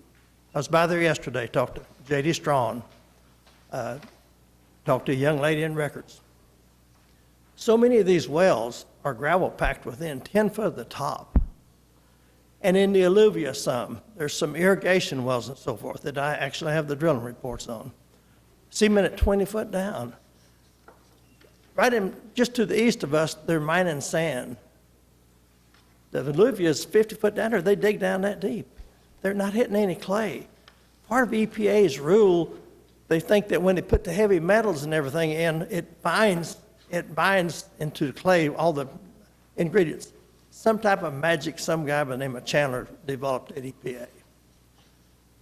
And part of your question was, in 2002, EPA requested some college to do a study on biosolids. They came back and and they say, we think it needs more study.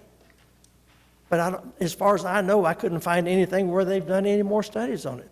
But there are several universities, and all of that has been pretty well vetted. It's been looked over. It's reliable sources that they're quoting, all the quotes in here.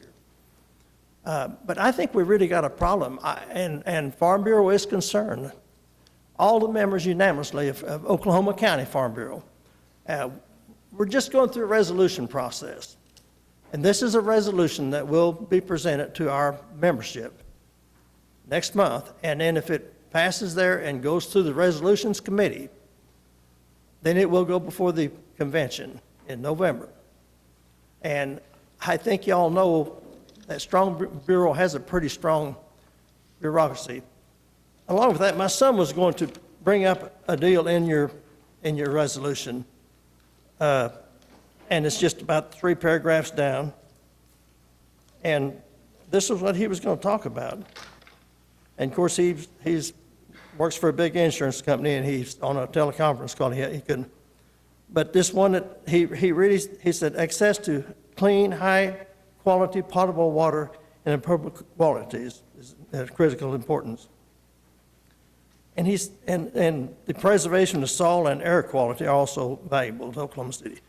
And his statement was going to be, Oklahoma City is the biggest violator out in our area. The biggest violator. I don't think anyone in that area could disagree with that. And so I really think we've got to do grave concerns. I think our group is going to be on the top. Hopefully the city can come up with some resolutions on their own so we don't have to go that far. But the time is short. Legislative session starts in February, I believe. And I truly believe that these resolutions will make it through our process. And I do believe they will be at the state capitol. Right. Thank you very much. And if I can help, if anyone would like to see, your meeting is nearly over. I don't know if you have executive sessions or not.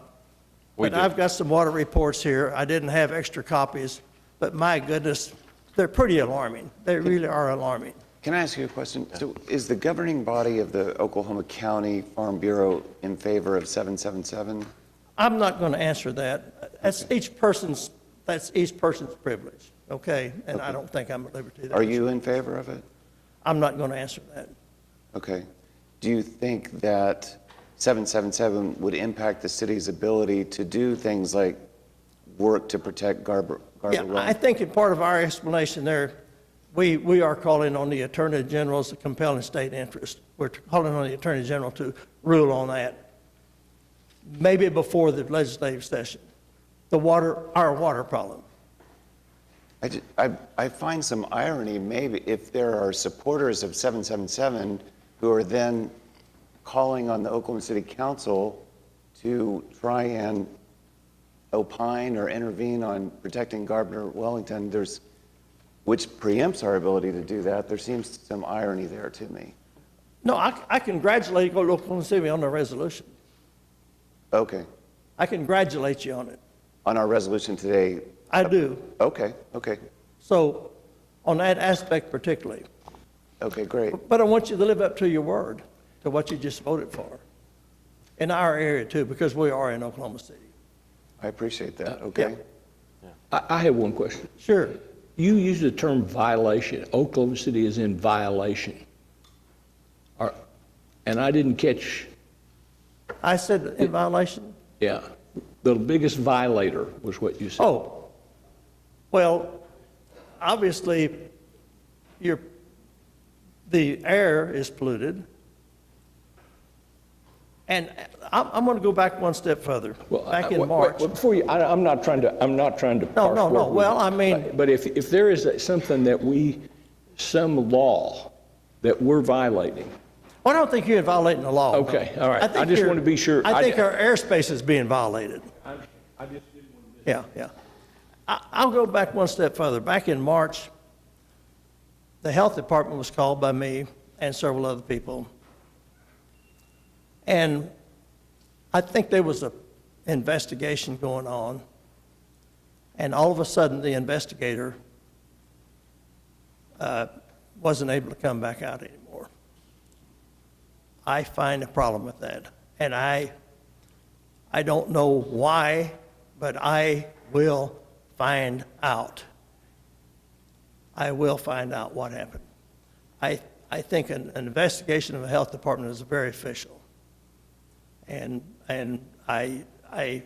if there was any reason that he was held back, I will find out who and where it came from. Okay. Thank you. Thank you. Tim? Mayor, this afternoon, the Water Utilities Trust has an item on their agenda to enter into a contract with CDM Smith. CDM Smith is a national water and wastewater consulting firm, and the scope of their contract would be to review our present land application program and our operations with our operations and maintenance provider, and provide findings and recommendations back to the trust for consideration. So we are going forward to review our process. We do believe we're in compliance with EPA regulations, but that may not be enough. So with that, we are going forward. I agree with that statement. I believe you are in compliance. Okay. We do too, so thank you. So we are going to take that step and go forward. Jim, can I say, do we have the ability to test for metals and chemicals outside the 9 that are in the regulations? Could we, if we wanted to, test more than just those 9 metals? Sure, of course you could, but that's a pretty good standard scientific indicator of other metals. I mean, we have a industrial waste program that monitors the amount of metals that go into the wastewater, and so it's unlikely that we would peak in a different heavy metal. Is it possible? Sure, but those 9 metals that we do test for are a pretty good indicator. What about bacteria or? Well, we follow the criteria. We take the pH up to 12, which has a pretty good impact on the bacteria. But that doesn't mean that there isn't some bacteria that But we don't test for. I don't know specifically, Councilman. Okay.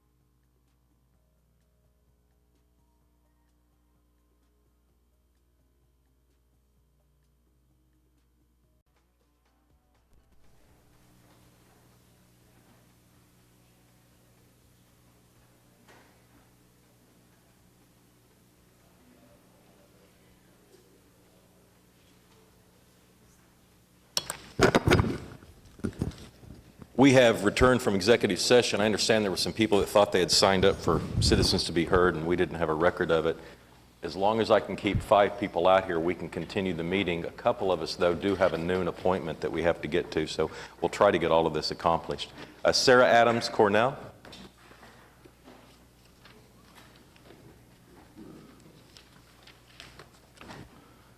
Alito, my name is Sarah Adams Cornell, and my address is 2833 Northwest 43rd Street in Oklahoma City. Will this be filmed? Have the Yes. camera? Okay, great. Yeah, it's on. I'm a member of the Choctaw Nation and serve as a board member for Live Indigenous OK Foundation, a group that formed soon after your vote on Indigenous Peoples Day last year. We are an intertribal group of Oklahoma citizens that advocate for Indigenous people and issues impacting Indian country. One trait that is common among Indigenous people is our resiliency. If people quit after one failed attempt, not much would be gained in our society.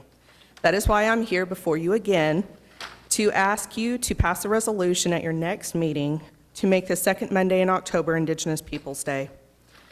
Last year, we covered a lot of information about Christopher Columbus and why celebrating him is to condone racism, sex trafficking, and slavery.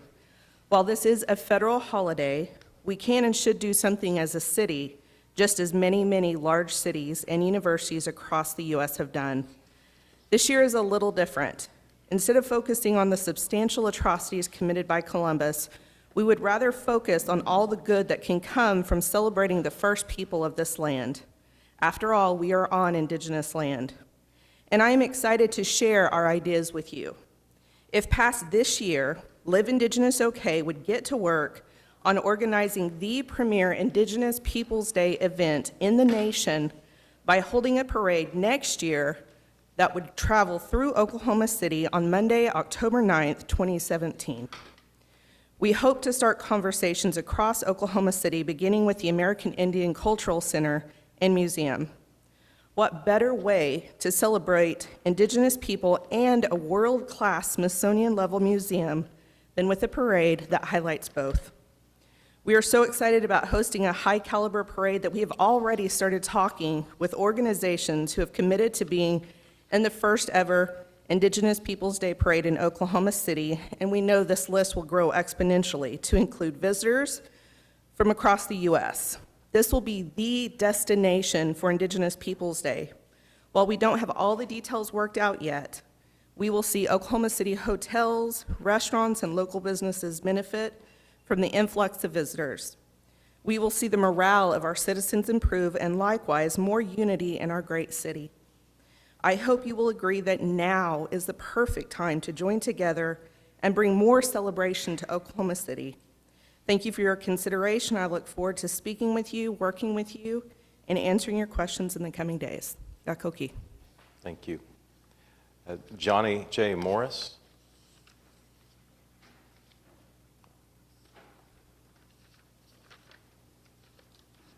Good morning. Good morning. My name is Johnny J. My address is 2309 Northwest 38th Street.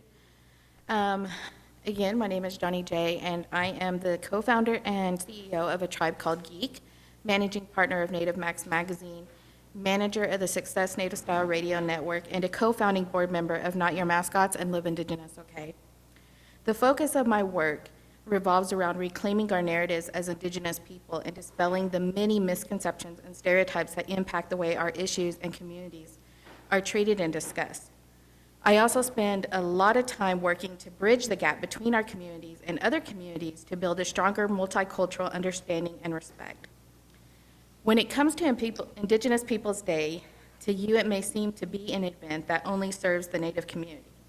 The reality is that Indigenous Peoples Day is an opportunity to create a multicultural celebration aimed at calming the fear, anger, and misunderstanding that has gripped not just our state, but our nation when it comes to people whose appearance, language, and culture is unfamiliar to others whose only exposure or understanding comes from stereotypes or negative representations that they see in the media. Indigenous Peoples Day is an opportunity to bring all of our communities together to create and celebrate our Indigenous roots, regardless of where in the world those roots originate. Indigenous Peoples Day is an opportunity for unity that costs you nothing, literally nothing. This is something that we have all agreed as different organizations and as different communities to come together and to put together ourselves. So, it costs you nothing to acknowledge this. And what you should ask yourself is why you are so reluctant to not celebrate a man responsible for genocide, slavery, and rape, and overlook these atrocities because of the revisionist idea of Columbus as the discoverer of the New World. Now, a lot of people keep bringing up Red Earth. This is not Indigenous Peoples Day. Red Earth is not Indigenous Peoples Day. Indigenous Peoples Day is a day for Indigenous people to come together and to celebrate. Red Earth is a commercialized event, and it is not run by Indigenous people. This is something that will be Indigenous and will be something that is more authentic and more healthy for our communities. And it is something that will be able to bring us together, not just Natives, but also other Indigenous people, because regardless of how you view Indigenous, we're all Indigenous to somewhere. Whether you're German, whether you're Scottish, we have so many Indigenous cultures that have been forgotten because it is the price that has been paid that for people coming to this nation to be considered American. That's what's been lost. And Indigenous Peoples Day is a day to start reclaiming that for a lot of people, reclaiming their inherent identities, reclaiming pride in who they inherently are, and bringing together more understanding, because there's so many fear. We have Islamophobia, you know, we just don't understand each other as people. All right. Johnny, thank you. No problem. Amanda Anderson. Good morning. Good morning. My name's Amanda Anderson. My address is 4800 South Foster Road, number 219, Oklahoma City, 73129. I'm real simple. I'm not going to get real fancy. You've already heard a lot. I'm here to ask, as many already have, for Indigenous Peoples Day to be recognized on the second Monday of October. You know, one of the valid points that was made last year when we came together and had this discussion was that the city does not celebrate Columbus Day. Very valid point. Makes it even more valid to have Indigenous Peoples Day on that day. That would make a new celebration. That would make something that we could all come together for, something that wouldn't be divisive. And you know, I would really love to participate in a parade again. A parade where I can celebrate not just my Indigenous side, but my European side. Because, as Johnny said, we're all Indigenous. Yakoki for your time. Thank you. All right. Thanks, everybody. We're adjourned.